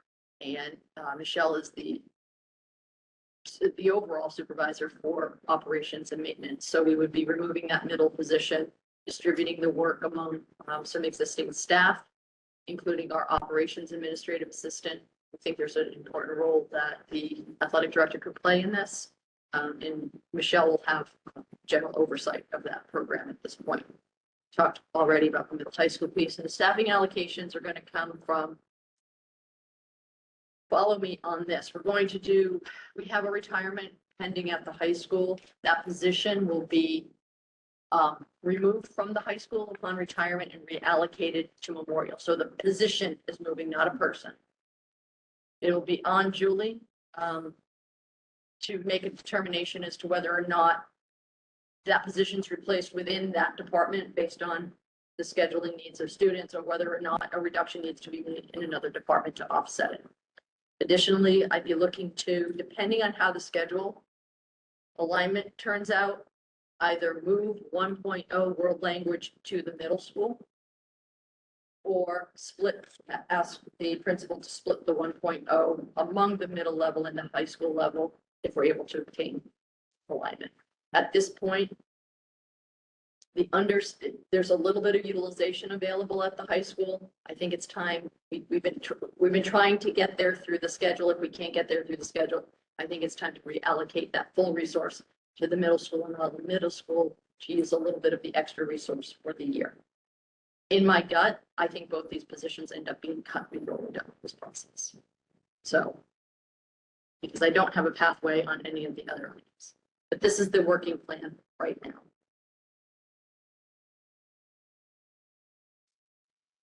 Anything else? Yes. We good? So this is just a couple of things to keep in mind. The healthcare obligation for the proposed budget, this is just a point-by-point reduction. So I guess the assumption at this point is this will be coming from additional reserves added to the budget once we know what the actual number is or slated. That's my assumption right now, unless we're going to ask the towns for an additional amount of money above the 5.5%. That would be a point of discussion. If you were to use reserves, this is just a point-by-point amount of reserves you'll need depending on where we land. So if you land at 14% renewal rate, you're carrying 10% in the budget, you'll need an extra $164,000 from someplace to close that gap. If we get very little relief and we land at 24%, we'll need an extra $575,000. Right now, they're projecting, we're assuming our best case scenario is right around 15%. We hope. There's no solid math or science behind that other than what we think we hear the brokers saying. And then this is just hopefully a simplified projection of where our reserves go over the next few years. So this year, the top line is excess and deficiency. So last year we had put together a history of E&D and stabilization. So if you look at the history of E&D and take a 10-year look, on average, we have a positive $110,000 annual change. Sometimes we're in the red, 250, so it goes down to 50. Sometimes it goes up 500. We're looking at the 10-year look back, the years we have made, the years we have put the most amount of money into E&D. So high years in the black are years that correlate to high interest and additional incomes coming into the budget during the year. Just think it's important to mention that. But in total, the 10 years average out to plus 110. So we assume the 10-year average put back at the end of each fiscal year. Over the next 4 years, we will recoup $440,000 of E&D. So this is the question, like, how much are we going to end up with at the end of the year? Could be more, could be less. That's the 10-year average. That's what it would look like. Assuming that we put 110 back every year, but need 150 each year to keep pace, we are going to be in the red by FY 27. Not FY 26. Maybe I'm not reading this right, but the E&D, you have negative 350K in 2025. But then in the reserve, this spreadsheet, the last page of the other package is like 500K. And then 2026, and this one is negative 450. And here It says how much we're spending out of it. Yeah, you have to take it from the previous year's allotment. And again, this is not scientific. This is just to give you a sense. If we spent 350 last year, and we're telling you at this point, we're recommending we spend at least 500, we can assume reasonably that next year we'll need at least 650, another 150. So, and then 800 the following year and 950 the following year for a total of 3.25. They may be gaining back 440. So we're going to spend more than we have unless we have some new source of income, which could come from a loan down the line. But without some other funding source, this doesn't look to be on a good trajectory. Everyone can argue with it, and you can make different assumptions. We talk about this sometimes when we're working, with our staff around looking at data. We can try to make this into what we want it to be, or we could just take a look at it and kind of glean from it the top level, which is the trajectory we are on is we are going to be spending more one-time money than we are putting back. So it's going to come to a breaking point at some point. And with stabilization, it's a slightly better picture. The money in from that has been from a transfer from school choice or monies in to cover the project, and from interest income that we put specifically in stabilization to drive projects. We have no other annual funding mechanism for stabilization. So with starting at 1.5 feels very strong, but we know that 500 immediately is committed to the feasibility study, which leaves us about $1 million going forward. So I think reserves are there. They can create a bridge, but it's very hard to project what we should be using each year if we don't know when the endpoint is going to be or when there's going to be greater financial relief. So at this point, we're just projecting that they'll increase annually. Again, this isn't not the end all be all. This isn't going to answer all of our questions. It's just a snapshot to provide a picture of what the landscape looks like. One more thing to consider is the Essex building project timeline. Again, that could be a source of interest income. If we look out to 27, 28, likely when some of that might start to hit, but depending on how the community, or how the team, let me put it that way, structures the debt, you may not see significant interest income until later in the project. But we will be looking at fall 26 or spring 27 for a project funding road from the two tenants. So just to close out, a little bit of a broken record, but we talked about this for the first time. We used the slide for the first time in 21, and it basically just tried to call out that we run at 3.5% to 4%. It's faster than 2.5%. We're in a cycle, it's just a perpetual structural deficit. The challenge is never going to go away. We try to balance it using all of our available resources, cuts, reserves, et cetera. But after about 7 to 10 years, it runs its course and you're going to need a correction of some sort. I think the question is, if we were at a crossroads in 22, 24, the problems only become bigger. The credit card has been charged up more, and it's more complex this year with all of the different factors that we need to consider to determine what the right path forward is going to be. So we have decisions to make.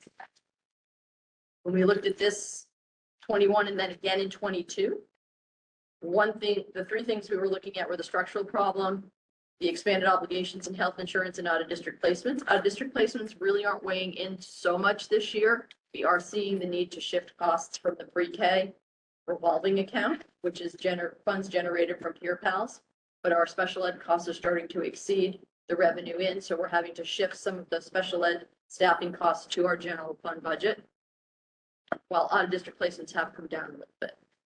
If you want to look more holistically, just kind of the ongoing special ed funding, that's its own structural funding problem statewide. Enrollment shift causing apportionment imbalance, we're still dealing with that, but I've added inflation and contractual obligations and now kind of compounded the problem. So Michelle's going to walk you through the budget packet. We're seeing the implication of inflation growth not met in previous budgets in this budget, where we were keeping things to either 1% or level funded.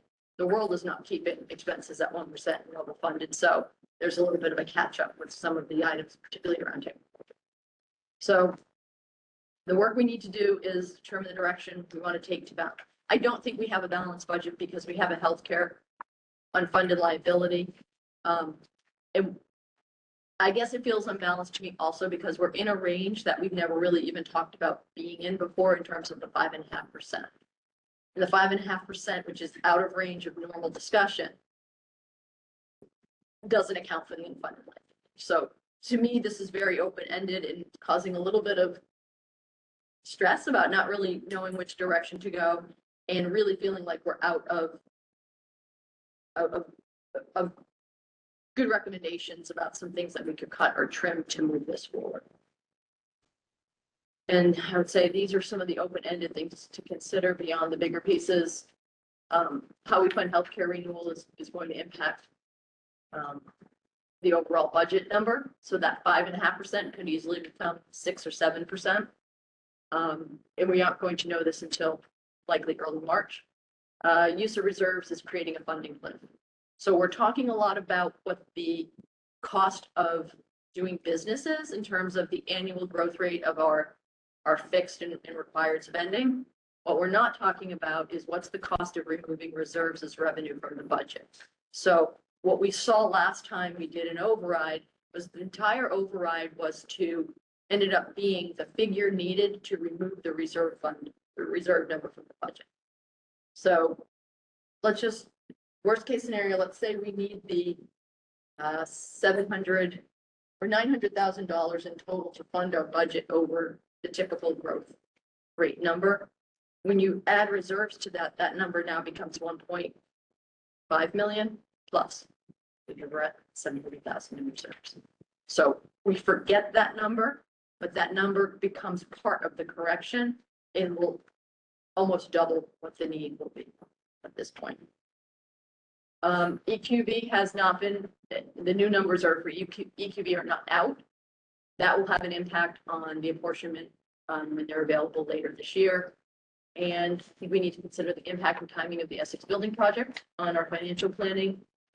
And that really, at this point, any continued staffing cuts are going to degrade the program and reduce student opportunities and offerings. There's no way to sugarcoat that. So with that, I'm going to turn it over to Michelle for a walkthrough of the budget packet and then Shane. I don't want to spend a lot of time talking about the same issues that Pam had mentioned. But now as we get a little bit into the nitty gritty, a little bit more fine tuning line items, I do want to just remind everyone that due to the change in my role from Avi to myself, there is some recategorization of things. So some lines you will see went down, some lines went up. Some of that is a straight reclassification of where I believe things should live, and other things are just really accounting for the actual cost. Last year, due to the timing of the departure of Avi, a lot of things were just rolled forward, level services, level funded. Really, when we actually looked at those IT costs, for example, a lot of software programs had increased substantially. We're seeing 5, 6, 7, 10% increase every year, year after year on some of our software program costs. So those are actually reflected in this budget, and that's why you see such increased IT costs in this budget, which is a question that we get over and over again. So I just wanted to mention that. So really, this does not include any increases. This is really an actual accounting of what I have seen for the costs over the past 9 months here. I also do want to mention that when I started this process a few months ago, I was very positive. I thought this was great. I thought this was going to be not an easy budget here, but a manageable budget here. I do want to say my outlook has changed. I'm a little dismayed about how much funding and reserves we've had to apply to this budget to barely make things piece together. And honestly, I'm not happy talking about this budget. I don't like these staffing cuts. Yes, we can live, we can make things work. It's not going to be easy. And I want everyone to realize that this is not necessarily the same level that you're receiving right now. If this proposed budget goes forward, and this proposed budget does not even resolve our issues out here. It really truly does not. It may Band-Aid it for one more year to get through, but this is going to be an even bigger issue next year because we're using substantial amount in reserves, and next year those reserves will no longer be there. So I think that's really important to get out there. But down to the numbers. So as we mentioned, this budget projects increased spending rate of 5.42%. And that is after these two substantial staffing administrative cuts that we have mentioned. So that is taking $200,000 out of this budget. We're still at a 5.42. This budget does include the shifting of 4 teaching assistants in the preschool program to the operating budget because the school preschool tuition revolving funds are no longer able to supplement that cost. And it's not necessarily our peer pals that are costing us those additional costs. It is the program. It is our program of meeting our students' needs that we absolutely have to. So that funding source is no longer available. So we're shifting that $145,000 to the operating budget, unfortunately. But that was a surprise to me as we dove into these costs a little bit deeper.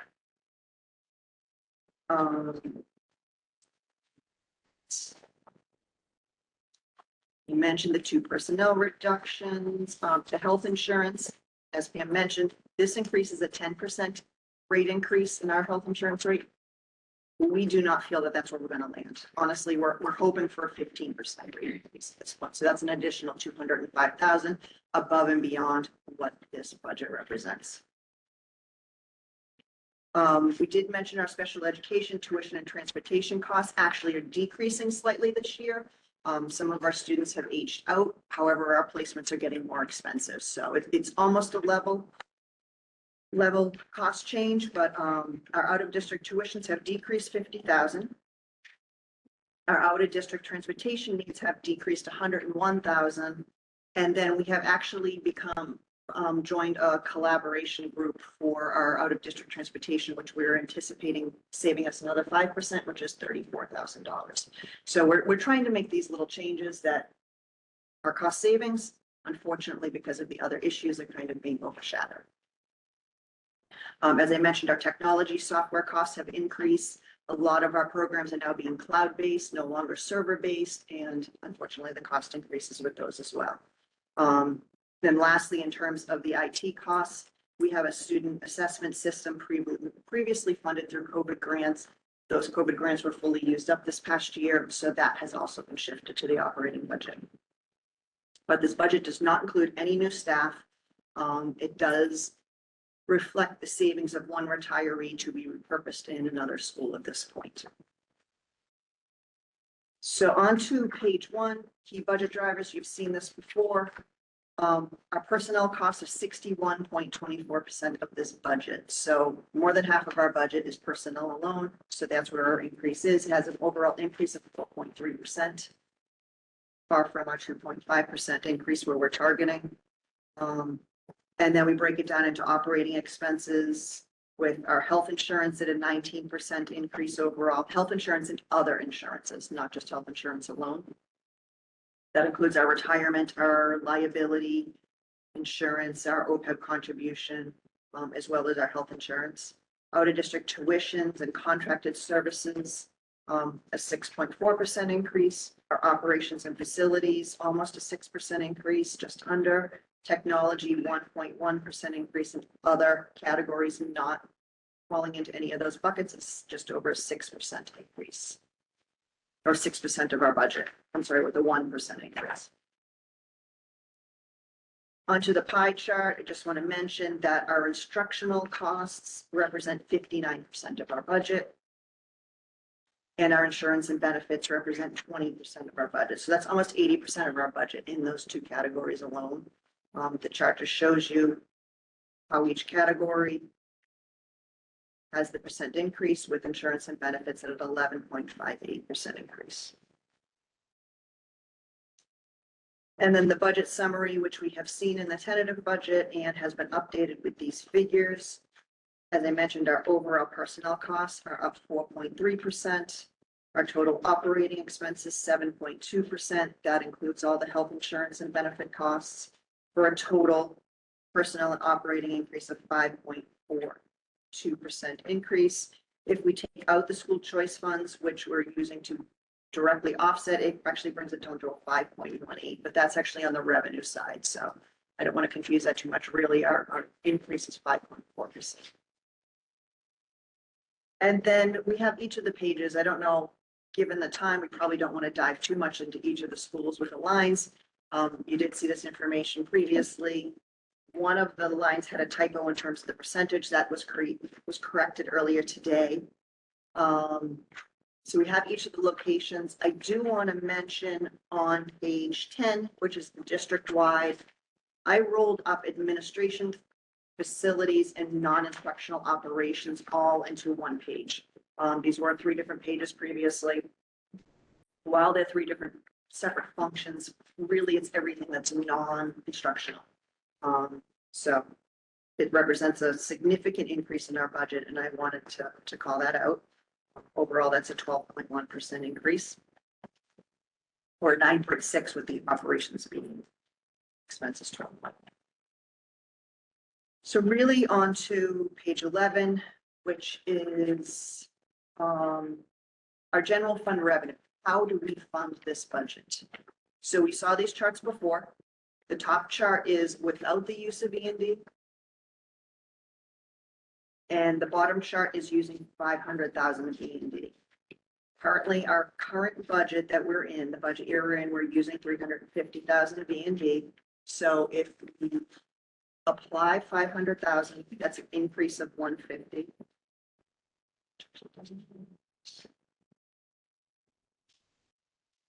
We also have the school choice offset of the 600,000, and this also includes using the OPEB funds for $150,000. So those are our 3 buckets of reserves that we would be applying directly to this budget. And the difference between these two, I actually received this question today. While it looks like both of these boxes has a 5.42% increase, really the shifting is, do we shift that difference? If we don't use the reserves, it shifts to the assessment in our member communities. So either way, our budget's going up 5.42% increase in this scenario. It's whether we shift that full assessment to the member communities, or do we use our reserves to try to offset the impacts of the towns. On page 12, it shows you what's the 5.4% increase with the use of 500,000 in E&D, how that impacts our member towns directly. Manchester would see an increase of 4.48%, or 731,000 in increase. And Essex would see an increase of 5.68%, or a $561,000 increase in the assessment. And as we know, these are not the numbers that the towns were hoping to be seeing at this point in time. We do realize there are budget constraints, but we also have our own budget constraints that we are dealing with without a good solution that's viable at this time.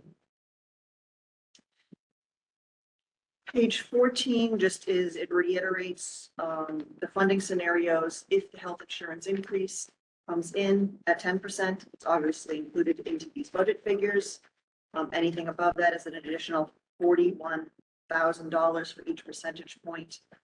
Ideally, we're hoping to be in that $15,000 range, which is an additional $205,000 that we will need in funding. The current amount, the 10%, I do at the top of that page, the 10% increase in rate actually equates to $676,000, not $411,000. Part of that is because of a correction in our, I don't want to just say a correction. It's the actual accounting for the cost of our plans right now. So we took a look at our numbers, our enrollment numbers were in May of this year, and then we took a look at our enrollment numbers and what they were in September of this year. We had actually had 6 additional family plans added. So that was through open enrollment, which is once a year when employees can pick up our plans, or through qualifying events, or through new employees taking the plan when their predecessor did not. So it's a combination of those, but that 6 family plans equates to $130,000 right there to our budget. So it's a real cost. Over the past few years, we have tightened this to come down to our actual figures. It's not faring well for us this year, unfortunately, and we are slightly over budget in that particular line item. So we want to make sure we are fully funding that line to what we know our cost is. And then I do have a very small buffer built in for 3 family plans and 3 individual plans that don't have people associated with them. And that's a total of basically $100,000. That is really the only wiggle room, and I hesitate to call it wiggle room because it's not wiggle room. It's a true projection of where I think we most likely will be at this time next year. Page 15, you've seen before, it's the expanded effort and staffing. None of these new requests have been rolled into the budget. There was some repurposing of world language grade 6 we had talked about, but none of these new positions have been added to this budget at this time. No new staffing levels have been added. Page 16 is the capital plan you have seen before. Most of the items we're considering for next year are small cap operating items that are within the budget at this time. The only large cap items we went over in the reserves earlier, which was a total of $84,000 for next year, which would be funded out of the stabilization fund. Everything else is being recommended to be deferred another year. Our staffing page on page 17 has not changed. This is exactly how it was presented in the tentative budget. While we're talking about reducing 2 administrative staff members, we did take the dollar savings out. We haven't taken the head count out yet because we're really looking for direction. We don't want to start messing with staffing numbers, being like, oh, we took them out, we put them back in, we took them out. So we left it as is. We took the $200,000 savings in salaries, but we have not edited the staffing levels at this time in those reports. Again, just as a reminder to people listening, we have to, all of our staffing is manual transfer, which is why we try to do it in as few steps as possible, because the more iterations we have when we're making, adding, subtracting and adding back, it's easier to do it in large chunks to prevent mistakes. And looking at the step, I can. Yeah, absolutely. Page 18, the same exact thing. It's the staffing crosswalk. This actually represents how this was proposed in the tentative budget. 4 of those staff members that had been charged under special education, it was currently 14 special education positions. Now that would be the 10 positions charged under that revolving fund, not the 14 as we proposed previously. So that would be a change when we get to the final budget. Our enrollment on page 19 has not changed. So that's an example where the staffing is going down, but it's going up. Yes, absolutely. Because transfers from one location.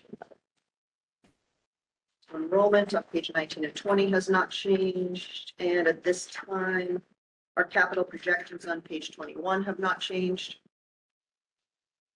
As we mentioned, we will be coming forward at the next meeting with a ban renewal for the last piece of the borrowing for the Memorial School. It will then once again be a temporary 1-year note to get us through the MSBA final audit, which will then result in our final payment being received from the MSBA. And we'll know our final amount that we need to borrow.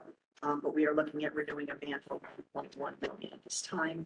I'll come to you next week, and then I can actually figure what our final capital costs are for next year. And then the last page, page 22, is the reserves and OPEB trust. Updated these figures today. We're still looking at current balances of 1.4 million in E&D, and our stabilization fund is 1.5 million. We wanted to update, while this budget is now proposing the use of 500,000 in E&D this year instead of the 350. So we wanted to update that. And if we follow that trajectory, next year's use will be 650,000. So assuming we have an increase of 200,000 next year in our E&D, we're looking at a balance at June 30th of 26 with a balance of 450,000. That is just a small percentage of where we are right now. So if we keep using this, it is not going to be there for our budget when we go to the FY26 or FY27 budget. Same thing with the stabilization fund. Currently have the balance of 1.5 million. We have the 84,000 in capital costs this year, 500,000 feasibility. Next year, 780,000. Small expected increases in terms of interest earnings of 40,000, 30,000. Our anticipated balance next year is just under $1 million, and after that is about $200,000. So certainly it's not a sustainable balance unless we're going to start replenishing this fund. And then finally, our OPEB fund, right now, we're at 5.8 million. Anticipated decreases or uses is the 150 in this year's budget, as well as another 150 in the proposed budget at this time. We do have some expected increases in terms of investment earnings, which we're getting a great rate for investment right now. The contributions from the META agreement that we're putting in, offset by the 150,000. Those are the full costs that are the increases there. And then the anticipated balance, the end of this year, 7.1 million, and the year after 8.5. So certainly that's going in the right direction, but unfortunately it's for future liability. It's not for at our disposal to use and apply to this budget. So that is all I have to say on this. It's a lot to digest. So I guess- Certainly we don't have Thank you, a lot Michelle. of time. We're looking for Appreciate more it. Thank you. direction on how what your thinking is about next steps and how we solve some of the outstanding problems with the budget. So I'd like to go around and start with, well, actually, if there's someone besides Kate that would like to start, she's kind of in the middle. We could go around or we can go back and forth. What would you guys prefer? Go around. So we'll be starting with you then. All right, And starting we'll go writing. around. We'll start with Kate and go this way. Okay. I think this will provide a jumping off point for some of you to respond to, or I hope it does. So thank you, Michelle and Pam, for all of the small changes that you considered and made to get this budget as low as we could. I did sit down with them today and went through the packet, basically line by line, asking about every increase that seemed extraordinary or that concerned me. And I'm completely convinced that we have trimmed out the nice to haves. These are the have to haves. And if these are the have to haves for maintaining the standard of education that we have established. So that sort of brought me to consider who I am responsible to and who I am creating this budget for, who gets a say in how much an education should cost in our towns. So I went back to the MASC, the Association of School Committees in Massachusetts. They actually have a statement together with DESE, that a school committee must be responsive to its constituencies in governance, blah, blah, blah, and an advocate for students and learning before the people of the community, and a vigorous ambassador for public education. So to me, it seems as though being from Essex, that being responsive to my constituencies, my town, and being an advocate for students and learning are completely at odds. I don't know how to do both of those things at once. I'm sitting here representing the town of Essex. We voted against the override, and residents and parents have largely been silent from our town throughout this budget process. I haven't heard from anyone in the town of Essex, maybe, I'm trying to think, maybe 1 or 2 emails to provide any input about this budget, aside from our town leaders who have come and sat in these meetings and told us that we should be coming in at 2.5% or as close to 2.5% as we possibly can. So parents and residents from Essex, if you care about education, you better get out there and say something, because the message I'm getting is that we need to cut the budget as low as we possibly can, including programming. And if that's the case, I feel as though if we have not if what we have already done is not enough, if this budget, which is already going to impact students, is not enough, then I feel extremely disappointed, but also obligated to just send the slash budget for a vote so that the residents can decide how much they want to pay for an education for their students. Is this what I would recommend from an educational standpoint? No.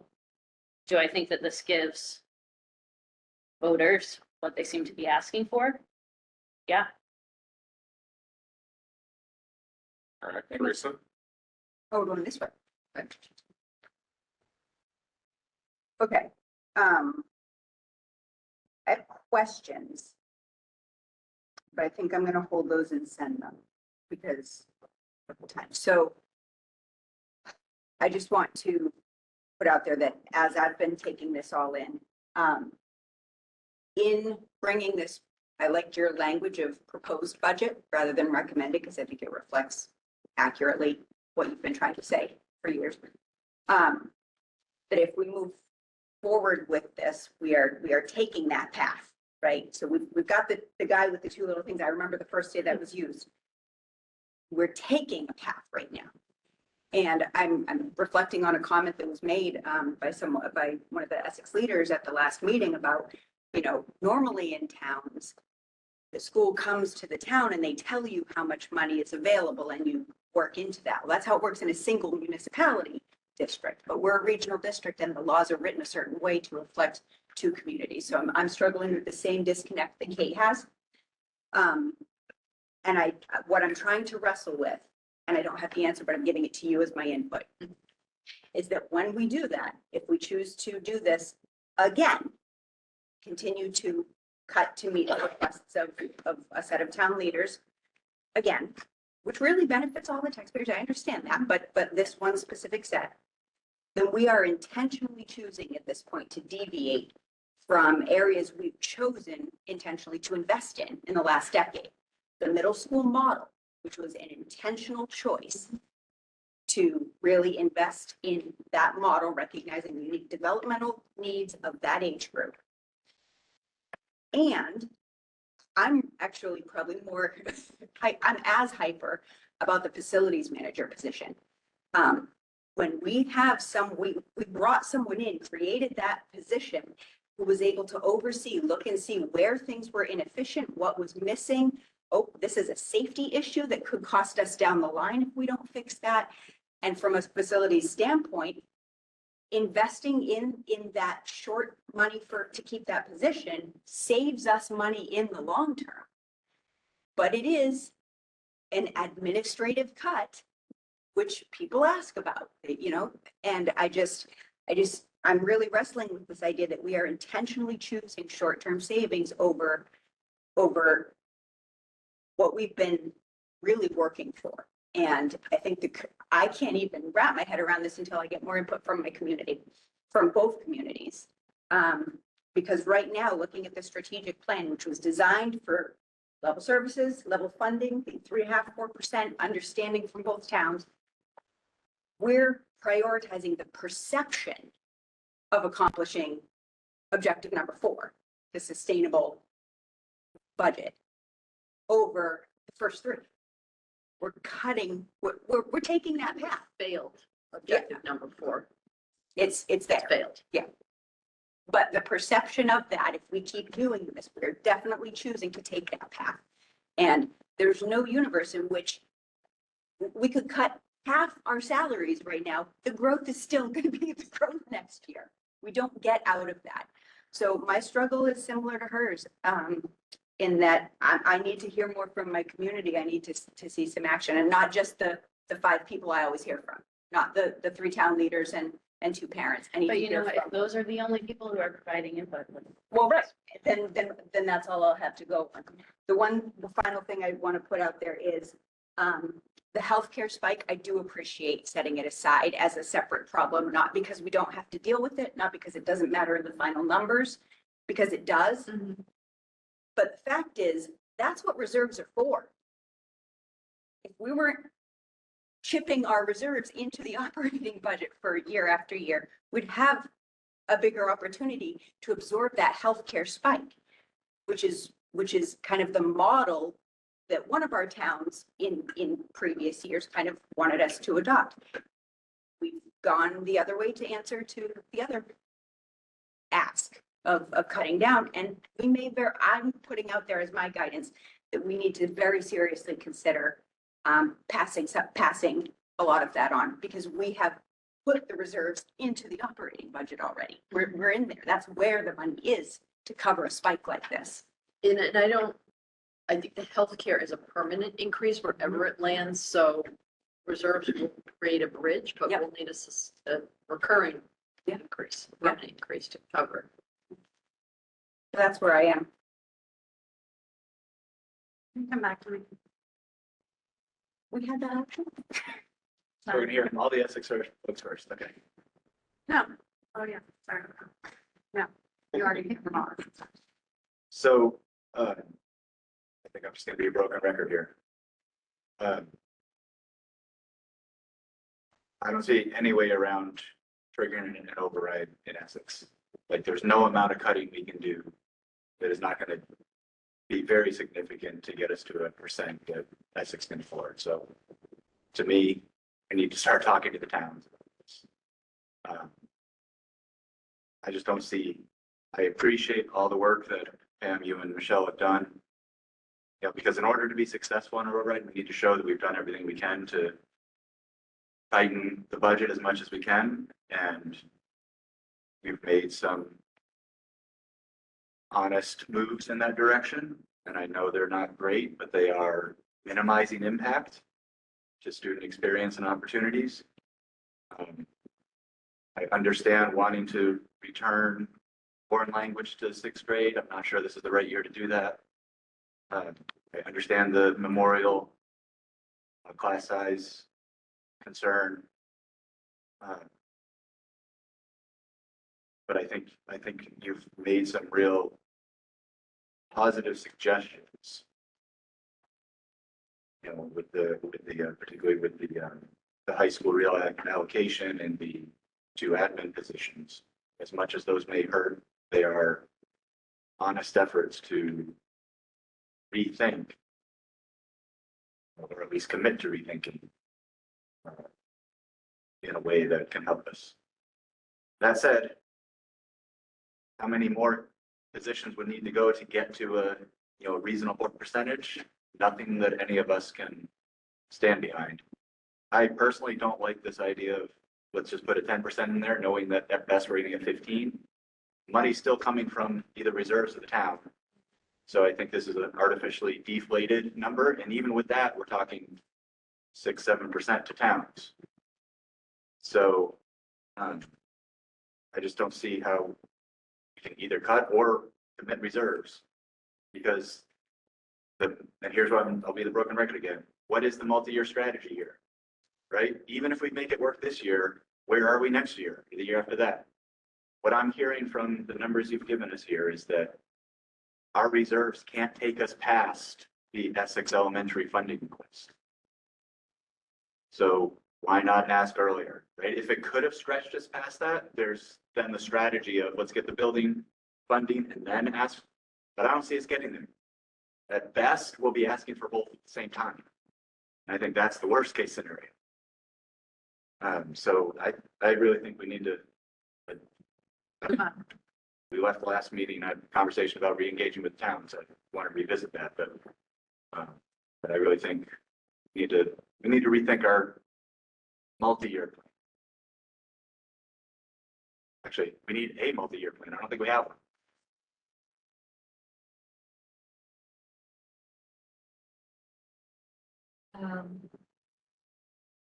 I have some questions. I think right now you guys are providing thoughts, but I actually have specific questions.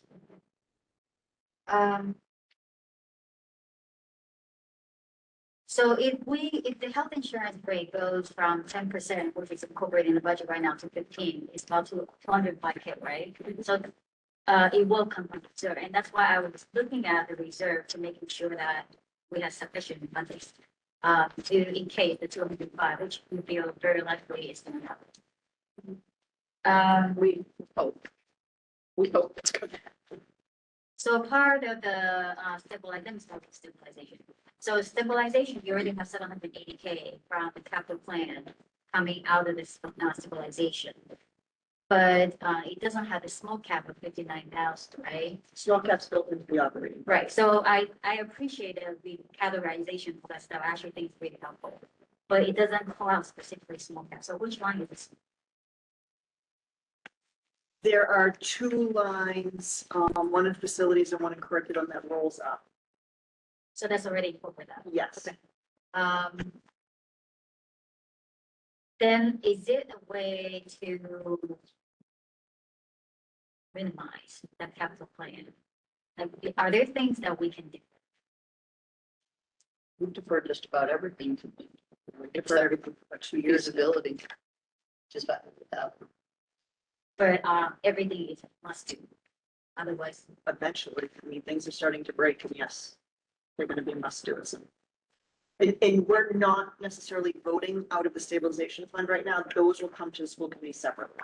So yes, those are being deferred to a future point at this point. trying to see how we can increase the reserve.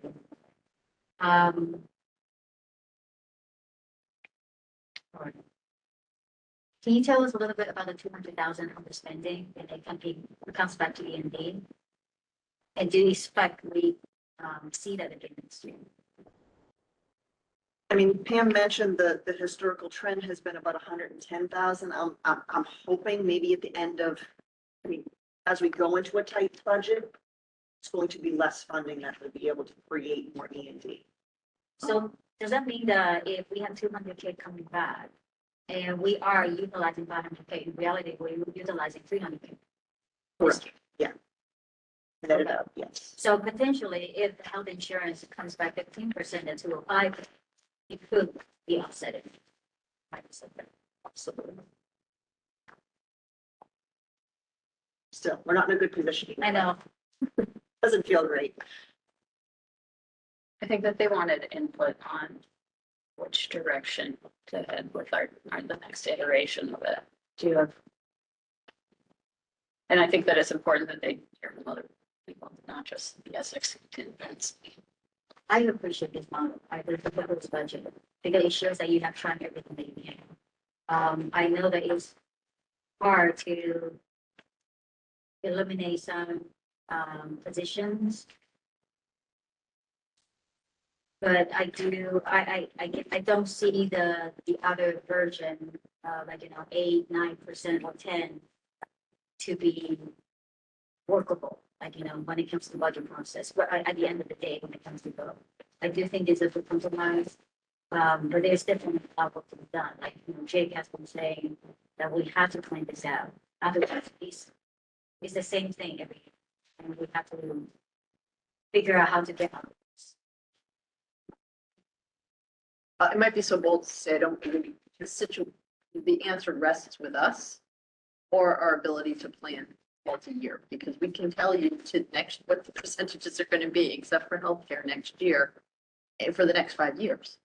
We know exactly what the size of the bread box is, and we know you are living what our multi-year plan is without a revenue connection, which is use reserves for as long as possible, try and string out their usage over time, and then offset with as many low impact cuts as possible. But we're running out of that's Totally. all we can do. The multi-year plan, meaning that including the planning with the both centers to figure out what is the timing of maybe there has to be override. What is the timing of Yep, that? absolutely. What is the timing? That right now is we are on our own and it just barely getting by. And it's not sustainable.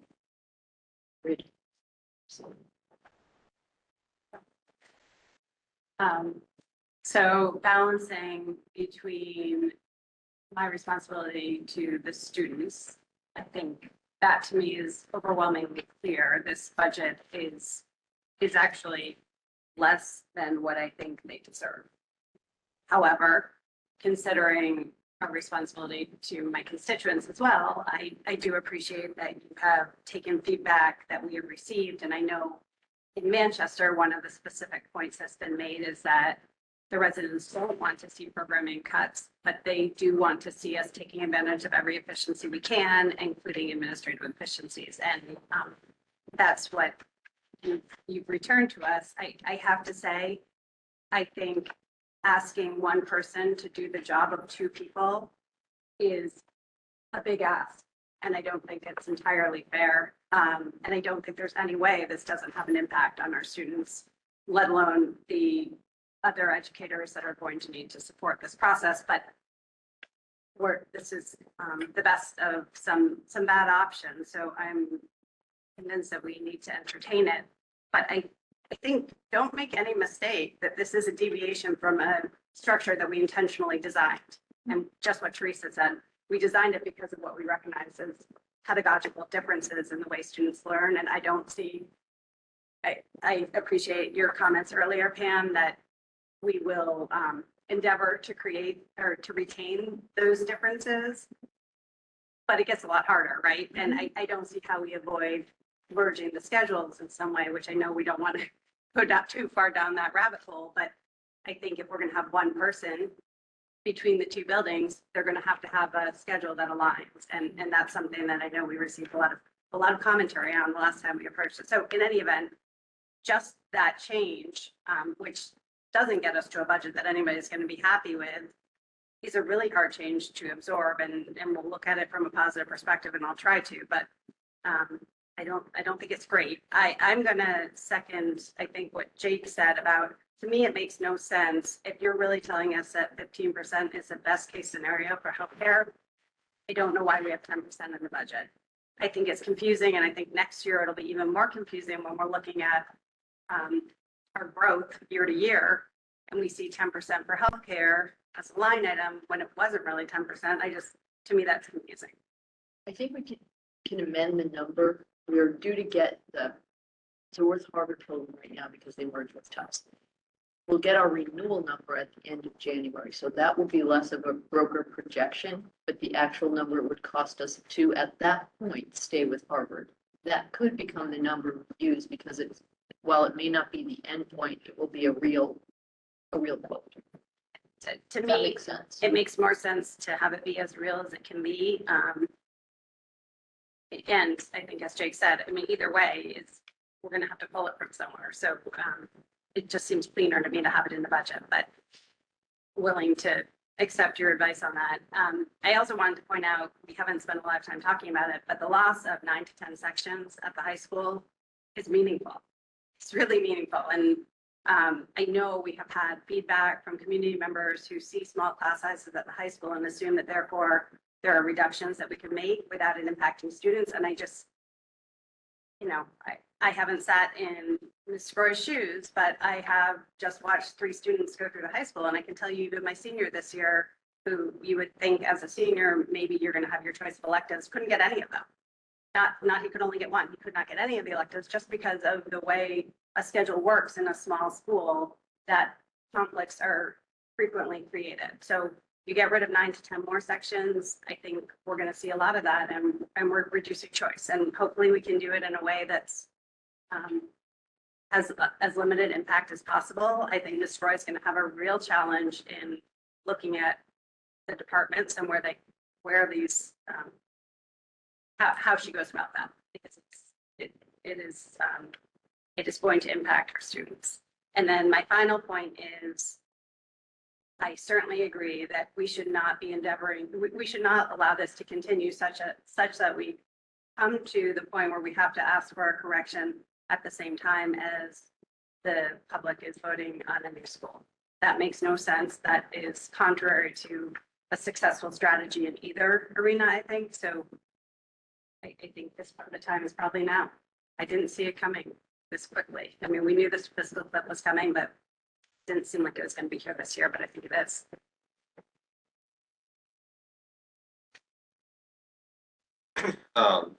So, I mean, there's a few things. I personally can't support this budget as it is. I'll just come out and say that. For a lot of different reasons. And, I know it's still early, so we can talk about those at other times, but I think most people have hit on the reasons why I personally don't think I can support this budget.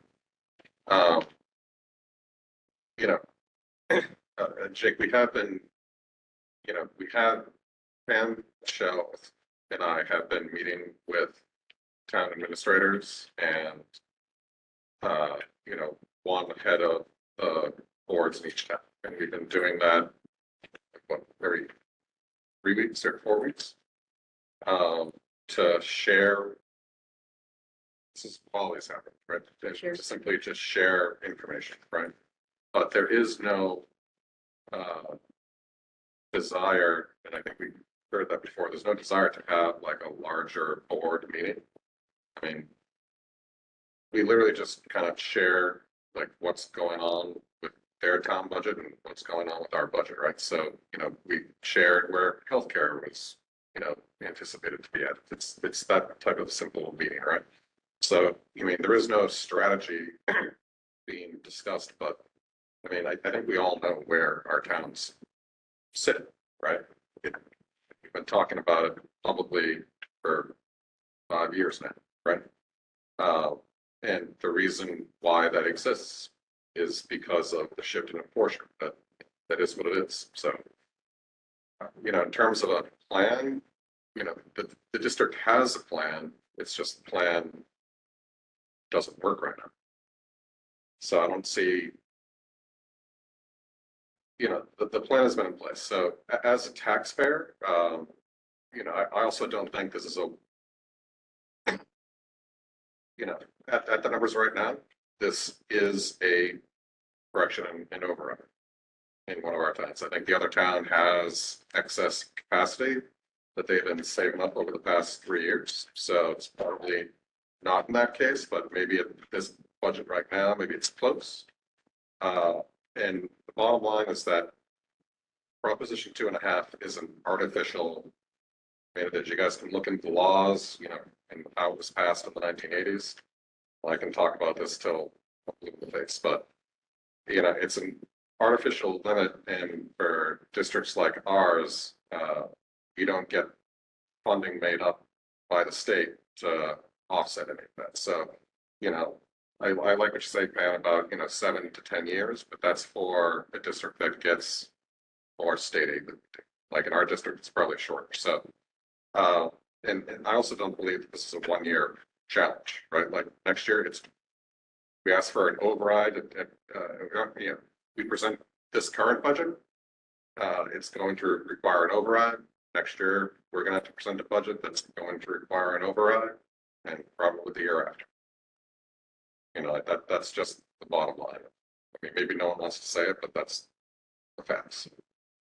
So I think as a committee, we have to take that out of our equation, right? And there have been suggestions that I've heard where, in an ideal scenario, we don't go in a 7 to 10 year cycle or a 5-year cycle of overrides. We, every year are asking for small corrections to our budget, right? I mean, I know as a taxpayer, that's what I prefer. I don't want to get like a huge bill 1 year to cover all of the reserves that the school district or just other, healthcare costs or things like that. So I'd rather it be, much more even, but that's not where we put ourselves over the past 5 years. So this committee has a decision to make. Like, are we going to,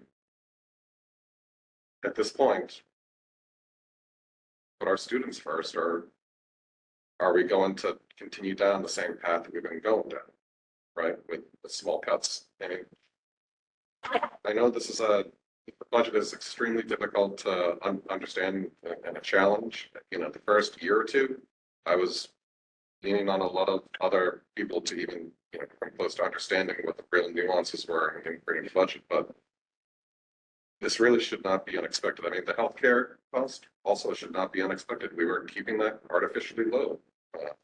Avi was doing a good job with that, right? But you keep it low and you're not in a broader plan that smooths out the costs of usage. This is what can happen when your use goes up. Your costs are going to significantly go up, and again, it's not a 1-year blip either. It's like this is going to be at a minimum like a 2-year challenge. Like we're going to see a 15% increase next year again, and with inflation, with teacher's contract coming up again, and if, I mean, we can talk about this if we want to as a committee, but I just want to make sure that everyone understands the challenges, right? And, you know, we've talked for years about, okay, we'll make this change this year. And then we'll look to, you know, see what we can do to improve this program the next year or look for efficiencies next year. We're at the end, right? And, you know, maybe it could have been next year, but if healthcare wasn't so high, but we're still at the end, right? And if that hasn't been communicated well enough, it's just really hard to, because it's hard to predict, right? And we're already talking about this year's budget, which goes to the end of, you know, July 2026, right? So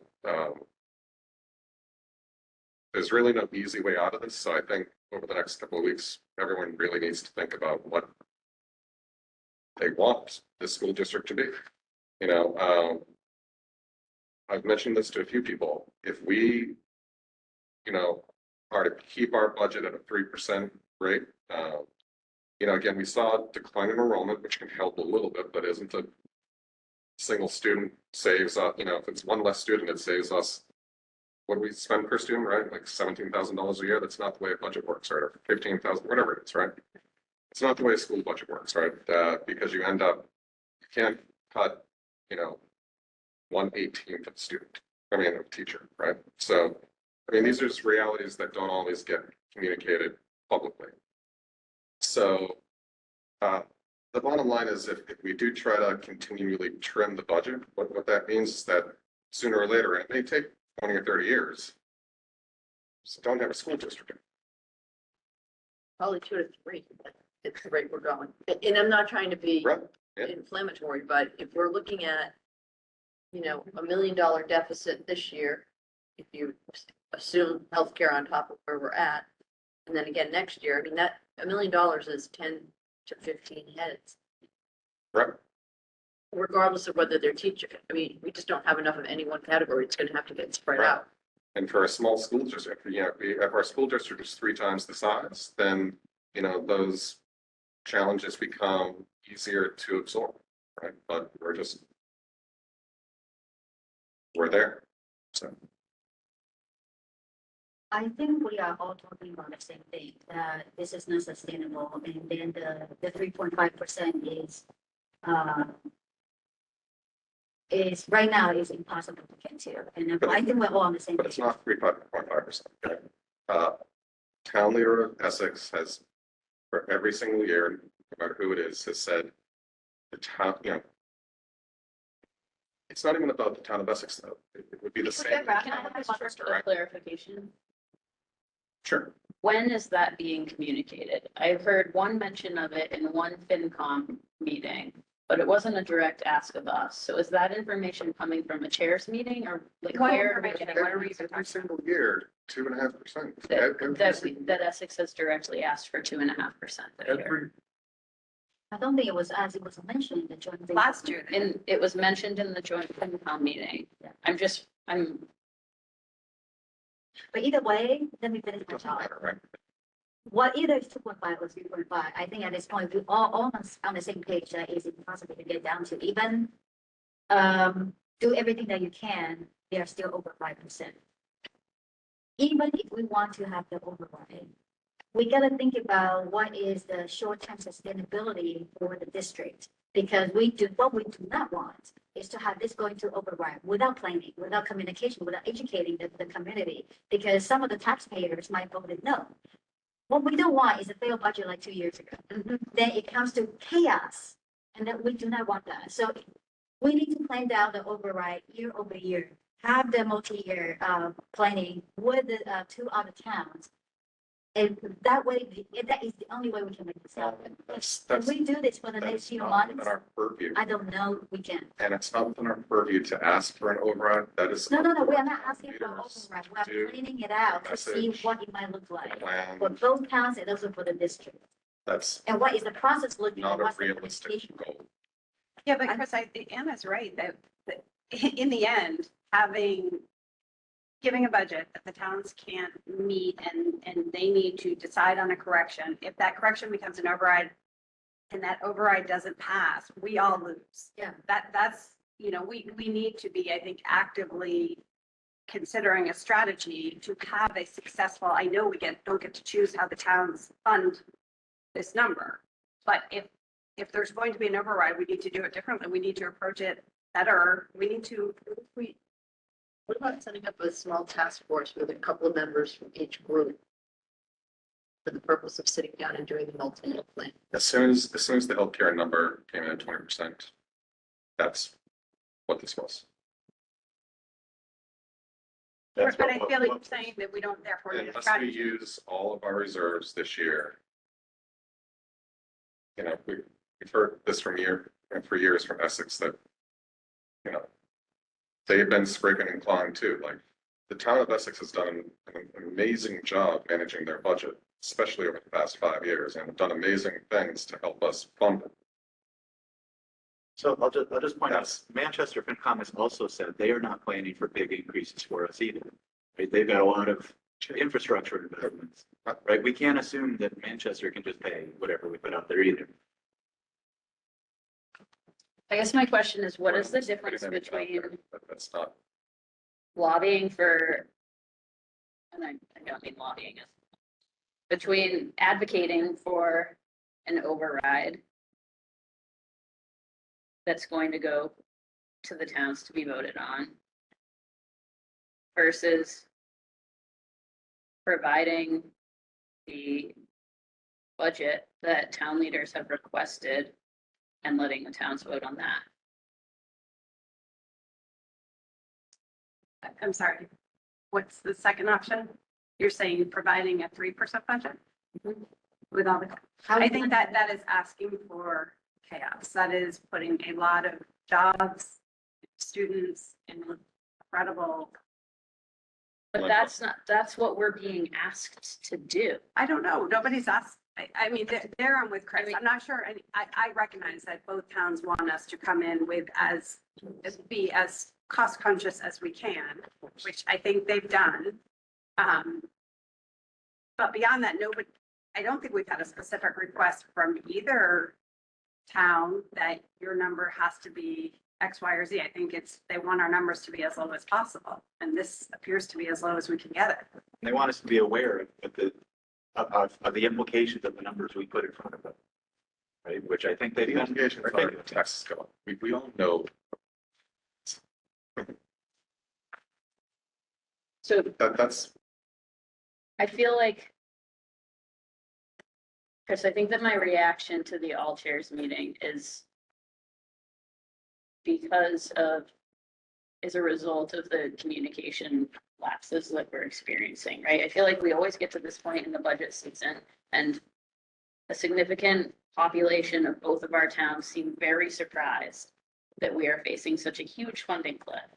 because. So the people are more busy. information and the more open communication that we are able to provide, the better. So if there's information being shared by our chairs, I don't know why there isn't a report out so that everyone can access that information and know what's coming earlier. Because there's no information being shared. Like, Why you having? I'll take you through one more time. There has been a history of the chairs meeting to kind of just get on the same page with where things are going. So there's a no surprises mentality. So at the meeting, I would report that we are dealing with a 24% healthcare number and it doesn't look like it's coming down. We're looking at going out to bid and trying to bring the number down. What are you seeing, Greg, in your healthcare numbers? Brendan, what are you seeing in your healthcare numbers? And that's about the size of it. So it's kind of advisory to me to make sure that I know all of the board chairs are hearing similar information. It's the same conversation we've had for years and years. It's a practice that I think the other board chairs would like to continue. The committee has to make a decision. If it doesn't want your chair, the chair has a right to go, I believe, because it's not a public meeting. But if this committee wants to stop that practice, you need to have that conversation here. I don't think that I want to stop the practice. I just want, I want But I would say there to be more the information. last public meeting that we had when, I don't know if it was Jody or Ruth, but expressed that they have town contracts and obligations that exceed what their anticipated revenues are going to be. So I think that's been fairly public. That's where I'm taking most of my information from. I think that an obstacle that we run into is that people who care about our schools tend to listen to the school committee meetings and be less attentive to some of our other meetings. And I don't mean that as a criticism because we all have limited time, right? We're trying to choose where we dedicate the limited free time that we have. I feel as though if we have that information available to us and we can at least provide it openly in our meetings, that So I think it just gets the mechanism that should be your public hearings. There used to, there historically had been more active involvement in the public hearings from all of the boards. The boards would come en masse. They would give a lot of opinion. So if we can maybe encourage them to come to the 21st along with any other parents.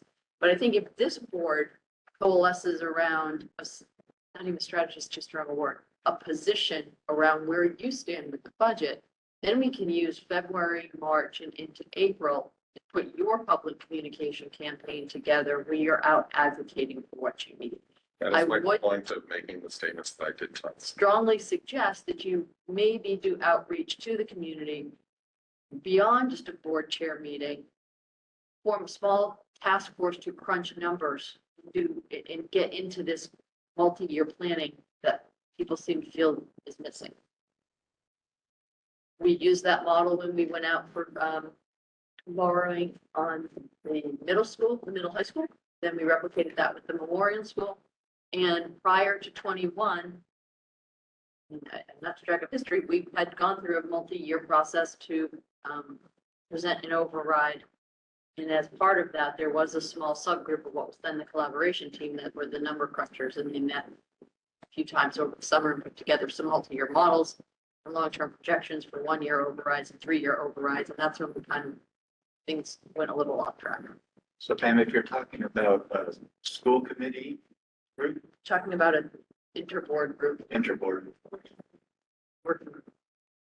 Now, it may end up having to be public if there's so many people on it. I don't know. We can get advice on that. yeah, because to But me, what it's- is, this is my, why would we want it not to be public? and that is strategizing, right? That is planning, that is deliberation. It's not just information sharing, right? It is discussing options and strat, which is exactly what I think we need. I think it's what we need to, although we have heard, including I think at the last meeting, that in the public meeting, for reasons that I can't really wrap my head around, people can't be as open, or maybe they can't be as open as they'd like to be, and therefore discussion is really stifled. I don't know why that is, but I will trust the people who said it, that maybe there's something to that. So if having an open meeting means that nothing gets accomplished, I'm not sure that we've really made any progress. But nothing got accomplished when they were closed either. And we got roasted for not being transparent. But in the last working meeting, I thought, I forgot who actually said that, but I think they agreed that we're gonna try again. And wasn't the takeaway is that somebody is gonna email to initiate to get it together again? Who is that person? I have reached out to Essex town leadership. Chris and I discussed reaching out to both town leaders. Chris was traveling, and so we said that we would get together and do it when he was back. So I think the intention is there to get together again in an open meeting. What, can't we, right now, knowing what we know, having projections that we already have, we have a sense of what a multi-year correction would need to be, right? You know exactly what it needs to be. We know what we'll need for revenue going forward, given the assumptions that we grow at a similar rate at our projected rate based on contractual obligations and what we can see. Which is all we can know at any I time. think the working group could get together and model out similarly to the working group that worked over the summer, what overrides in each town might need to look like, what the available resource, they're the number cruncher group. They're not the policy group, but they are the modeling group. So you can build the model come back to the larger group and say, this is what it looks like if we go full restorative override, meaning all reserves come out, reserve catch, and that gets built into the override. If you go for a short-term, bridge loan over, like we can tell them, model us these 3 things and then bring it back to the groups for discussion and see where all of the different groups land on which is more palatable. Because you can have you can't build Excel spreadsheet models in a 30-person working group. It's not gonna happen. It's just, Pam, it sounds like we could model out those numbers now. Yep. And provide them with 3 scenarios and open up the discussion as a starting point, that this I think is what they like to do on the town side is they like to say, well, this is what it looks like on the levy limit. This is where our, they have a whole set of assumptions that factor nothing into what our potential bill will be. So I think if we could send some envoys, some of their envoys, they can look at the math problem from the lens of all of the entities and say, well, that's your number, and this is what it's going to mean on the levy limit. This is what it means up against ours. So there has to be some communication on, I think, a working group level where people are hashing out the numbers that everybody's bringing to the table. I don't think you can do it with 30 people. I just don't. If we just bring the 3 different scenarios to those towns, what they're gonna say is, they're gonna laugh at it and then just say, no way. But the working group is gonna look at the town different perspective growth, try to align everything together and trying to see when the debts are coming up, when to see when it might be require override, that makes sense. And then when might require a whatever that might be. So it has to be working together. It cannot just be, here's the number, try to fit into your budget. I mean, I'm not suggesting forcing this down anyone's throat. My point is, we have now been saying for the last, I don't know, year and a half that we should be having collaborative sessions. trying, though. I'm not pointing the finger at anyone. I'm just saying somehow we have to get this process moving Started, yeah. forward and start to build some momentum about whatever solution we decide. So the reason I threw out there, what if we just model out scenarios, is that's going to get, does that start the process that we haven't somehow been able to start more specifically? Because Chris, I hear you that you've been meeting with them, but we're not at a place, it sounds like, where there's any real collaboration and a solution. People even do this when we are negotiating, like when we negotiate contracts, we'll have a separate group that we'll send off to go and model out. And it's like it's a labor management group. There's somebody or 1 or 2 people from each side, and it's usually whoever the math person is from the Teachers Association. And they go and they crunch all the numbers into the steps and scales based on what management's proposing, what teachers are proposing, and then they bring them back to the whole group. And everybody looks at them and says, oh, well, maybe we can go there, maybe we can go there. And then we negotiate from having something in front of us instead of just the concept that we need more money and this is what we think it's going to cost. I mean, I'm only being quiet because I don't have any good ideas. So It's actually to produce something for all of the boards to use it. Otherwise, it feels a little like we're a little stuck in that we're going to try to go in and have more policy discussion. It's going to be, well, why can't you guys cut? Why can't you give more? Why you still haven't done everything you're supposed to? And we're going to go back to the old distractions, which are things that maybe we're not successful at beating them down, like the class size piece. But I think what I'm hearing from this group is you're starting to see where we have exhausted just about everything that makes good sense. And we're starting to get into that next layer where it unravels quickly and we're creating a situation where it may not be what people want in the long run, but it's going to cost us more to put it back together in the end. Or we'll never get it back. And I do think that people are starting to see that. Just looking at this budget, it's like, there's no other way to go to more south. And I think that people will appreciate it. I think it's a little bit different than the previous few years, I think. So try again. Yeah, I think maybe make some headways. I don't know. I think this is as thin as it gets. There is nothing left Exactly, to yeah. cut out of this. Maybe the part where we talk about bringing back 6th grade foreign language and adding a teacher at Memorial, but we are also at the point where Memorial has 26 kids in a class, so. It's a robbing Peter to pay Paul. It's basically saying, To make up. high school's averaging around 16 with some real highs and some lows. We know it, there's a, but that has to take second priority now to the fact that we're starting to see too large class size. They're not going to, the bigger than we have classroom space for.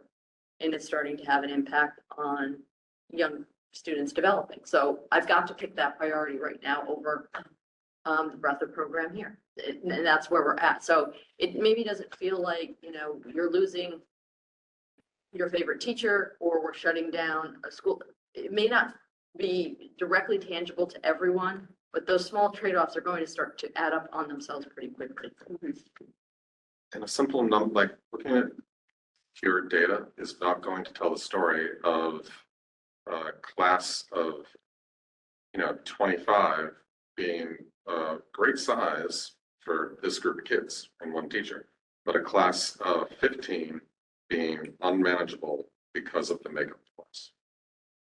That's something we haven't talked a lot about, which is there's the enrollment numbers, but then there's the enrollment profile and the needs of students in the district and how, the 1 to 25, as you just said, doesn't necessarily work with our current total profile of students. And what the needs are. That's our conversation. How do we make progress with the towns? What is the next step?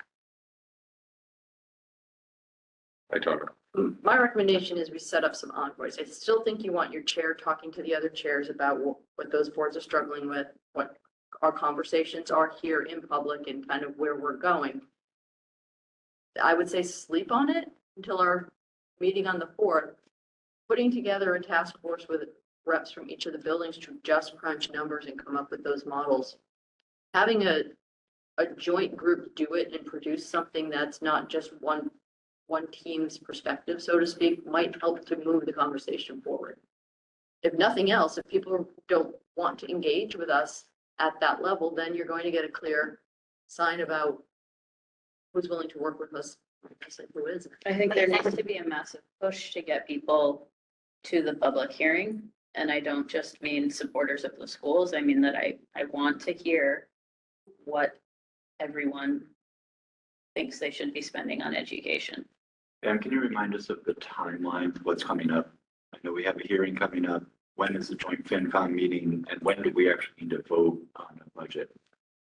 Working backwards, the adoption vote is scheduled for March 4th. February 4th, so not next Tuesday, the Tuesday after is our public hearing. It'll be at Essex. We're supposed to have a FinCom, our subcommittee on the 28th. We said we had added Our one. budget's up. Yep. I was going to suggest that if anyone is interested, we might make it a workshop session if we want to start looking at the multi-year model and doing some spitballing, but we can come back to that. Then we were going to go on the 29th to the Manchester FinCom, but I just got an email from Greg this afternoon bumping us to the 12th. I think we have something. Well, February 12th. But Is that our short? So we only have we have February 4th and then we vote in terms of. yeah. I'm not sure sleeping on it gives us anything. And Well, I honestly, I don't think that we have the input that we need to make a decision. I don't think that I know what voters in Essex will approve of, and maybe I won't know until until it goes to the ballot. The day But after. I think that I feel completely detached from even what the possibilities are. I mean, we could set up a series of engagement. A series of kind of community meetings where we're going out and soliciting the inputs instead of waiting for people to come to us. I mean, we could go to some target areas, or we could just create some more meeting opportunities. You could do a little town online. Didn't Teresa But do that? I'll say, I mean, part of the reason that we had this narrative thing is you put this in front of people, they can't give you input. Right? This is just unintelligible to people at a level that means anything, right? Until they know, oh, this is the particular impact for my student or, And what are we asking for? This is all we're putting out. And it could be a flawed process that we have, but this is usually our workshopping through to develop a budget process and then our narrative package goes together for that, what's typically February to April, where we're starting to communicate it to the community. So you can come up with a series of questions for people. There's things we could do I think- if you need more input for your thinking, but. at I the same- think that's more helpful to help. When you said we can come up with a series of questions to ask people, I think that that's more helpful to conceptualize what this means. So for example, how many students, knowing the cost of an extra teacher, how many students would you like to see in an element? Do you want to pay for it in an elementary classroom? Knowing the cost of hiring another middle school principal, is that something that you want to pay for? I'm not saying that these are the questions specifically, but I'm saying that it helps people to wrap their heads around the problem and the proposed solutions. Then you can ask that about any aspect of our program. Right? Right, but I'm trying, and I can't think of a question that would be like broader. Well, I But- mean, a broader question is to the extent that we're thinking, we have a 5.4% budget, which is higher than either of our towns want, certainly, and maybe higher than either of our towns can afford. It's higher than we want to, but But yes, I know, it is what it is. But I guess the question for people that don't want to see their taxes raised, which is everyone, right? Nobody wants to see their taxes go up. But how much more would are you willing to lose 20 more sections at the high school? Are you willing to get rid of electives? I mean, I don't know. I think I personally feel like I know the answers to those questions from the people I've heard from in Manchester, but it is disappointing to see so little engagement. which is the responsibility of this board, right? We were elected, right? We're elected officials to make decisions. For people that aren't or have no ability to spend the amount of time digging into this that we donate our time to. So, Even when you do an override. I don't love this, but I think it's part of our reality is that we're going to have to show at some point what this next level of cut would look like. So people can visualize it, because no amount of words or narrative is going to explain what it's taken, even this group a few years to it takes a while to kind of let it sink and digest and kick the tires and look at it from ways that we all process different. So everyone needs a slightly different look at it. You had said something to me, Eric, when I had bounced an idea off of you after our meeting, like, if you're doing this, why are you doing this and what's the alternative, right? So we're proposing reducing the administrative staff because that's the one thing we can do that we have left before we have to really start to get into the program. So if we have to make up the difference on this budget, even if we go out for an override, people are going to want to know if it doesn't pass, what will it look like? So we're going to have to put some of those I think what we need, uncomfortable pieces out for public consumption so they can digest it. And then that's where the board can use its 3-year journey to say, we've looked at this, we have kicked the tires, we have asked for change, we have asked to see things in different ways. And this is where we are. And this is kind of what's on deck for us for the next level of decision making. I mean, I can say it simply, when you have years of 7, 8, 9% inflation, I mean, a home with interest rates, in 2020, the same home, literally at the same price point, is almost double the cost. I mean, like when you have inflation like this, drop 2.5%, like breaks. That's the simple fact. I'm not sure that is what's going on here. Couple that with what happened with apportionment, and that is the whole story. There is no other story. So, and we have a responsibility to our students first. That's why we're here. what I want to avoid is the emotional heart tugging. It almost feels like a display that people feel like they have to put on. And I don't mean that as superficial. I just mean that like, that's how much people feel like it takes to save specific things that have been on the chopping block. Whereas I think that there's a way to say, all right, if we are looking to get to this number, that means cutting X number of teachers. But again, it's just. We don't one have to- fix. We don't have to put a name to, we don't have, it's just, that's what it is. So I'm looking for some feedback here because my sense is, or my experience has been, when we talk about the 15, it's fine. And then when you start to roll out what the 15 are, they do have very personalized opinions about which 15 it should be. So the 15 for them it's going to matter whether we're making another consolidation of specialists elementary and moving But I think the lessons first outside question of the is, day. should we do, is that what people want? Do people want us to cut 15 staff members to get down to this number because we have cut everything else that we possibly can?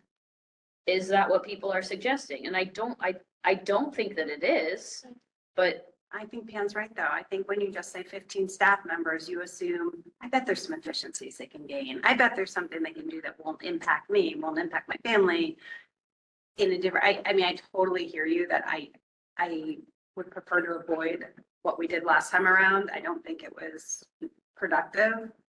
But I also fear that just putting up a number that says 15 staff people, I don't know that people can really picture the impact. But I And think until it you picture even, the like, impact. it even provides more context when Pam just told us that there's only, what was it, 40 teachers at the high school or something? 45? Yeah. So that now if you're talking about cutting 15 teachers, So first of all, let's just remember 15 is just a made up number here, right? right, yes. Really. I mean, if the problem is $1 million Just to look at the math. $1.2 million in reductions, So if people with know the there's, average salary being about $90,000, that's 10 to 15 people. there's only 40 to 45 teachers at the high school. Is anyone actually suggesting that we cut a third of them? And it wouldn't just be the high school. Okay. Although it would have to be predominantly, right? Like the vast majority, because you can't cut classroom teachers at the elementary school, and you also can't cut classroom teachers at the middle school unless you're gonna get rid of a subject area. You can cut specials. Yeah, so this, But I'm still saying predominant. so I think we, to Anna's point, I think we've all agreed that there is no amount of cutting that we can support that will get us to a percent that is low enough this year, right? That's why I can't support this budget. So before we go down this road of tearing heartstrings and proposing massive cuts, let's do everything we can to figure out if a budget is feasible with the towns. Without, What do you mean? Without, This budget? by working with the towns to figure out if there's a way to finance a budget that is, you know, that we can stand behind, right? What do you mean? What do you mean? Let's work with the towns to figure out if we can get something funded that does not require If the towns are going to come back a and say, huge cut. no, absolutely, do not present me with a budget that includes cutting X percentage of our staff members. Because honestly, thinking productively, I don't believe that that budget would pass at town meeting. This budget? No, slash budget. Do I think that residents should get their say? Absolutely. Town meeting's not a challenge, it's the ballot. I've heard that multiple times. Okay, So- but what, I mean, But what, I- so Chris, I'm trying to figure out what your strategy is here, because you say no to everything. So, but what is how do you envision this getting passed? We need to get on the same page as a committee of what we want. I think I'm hearing that we are relatively on the same page. we Okay, just need a majority anyhow. Sorry, that's the reality. I mean, I think all of us have said we don't want to go lower than this. Right? Everyone said that, and you. I did not. I said that I would go lower and send it to the voters. Sorry. And that's I not, forgot that you said and that. I know you've blocked it. You've blocked it out because nobody wants to acknowledge that what that would look like.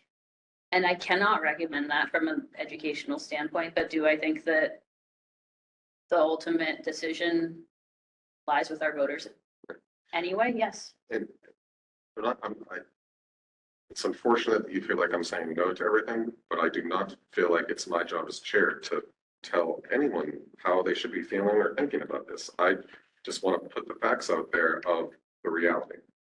We still need a strategy. That's what we need to come up with. We're gonna broken records. So I'm saying yes. Back to the task force concept where, if I'm hearing Jake, if we had some number crunchers who could tell us, is there any feasible way that this can be done without a vote? Because if you go to a vote, you're going to have to lay out what happens if the vote fails. So there's gonna be a point in which we can't avoid putting some structure around what a $1 million plus reduction looks like. But if there's some hope that there's a way to come up with a finance 1 year, 3 year, 5 year plan that avoids public vote, then maybe there's a chance. But we have to have, what we've not been successful at achieving is getting towns to meet us at the table to crunch numbers together. So maybe we can come at it in a different way. And we're like, we're sending you a couple of number crunchers. Can you send us a couple of number crunchers? And can somebody create us a model to say, is there a way to do this without an override?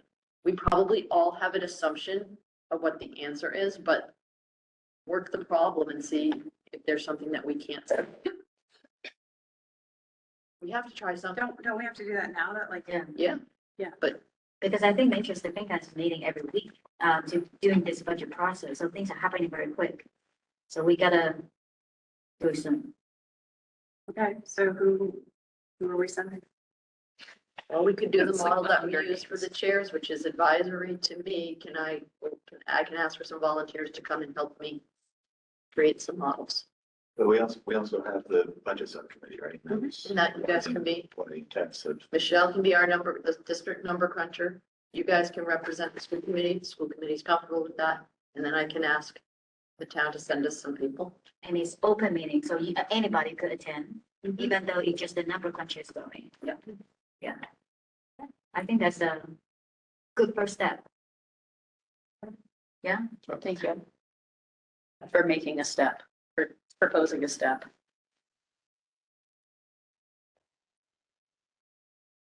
I don't know if we can get it to go for next Tuesday. It's kind of short notice for a lot of people. We'll try. well, we have to be flexible on schedule to get yeah. everybody at the table. And it's gonna feel like we're not flexible because we have the parallel track of the OPM process, so we've got some of those meetings. And we have Desi here next week. And Desi will be here next week. So Pam, would you send out an email? I'm gonna send it out to some folks and see what we can do. I think, we should stress the sooner we meet. Yep. The better for everybody. I think it's a good progress. Okay. We've come a long way over the past few years. At least we're moving forward. I would agree. Motion to adjourn. Any school committee comment? Motion to adjourn? No? It's unanimous. Thank you, Marie. Thank you, everyone.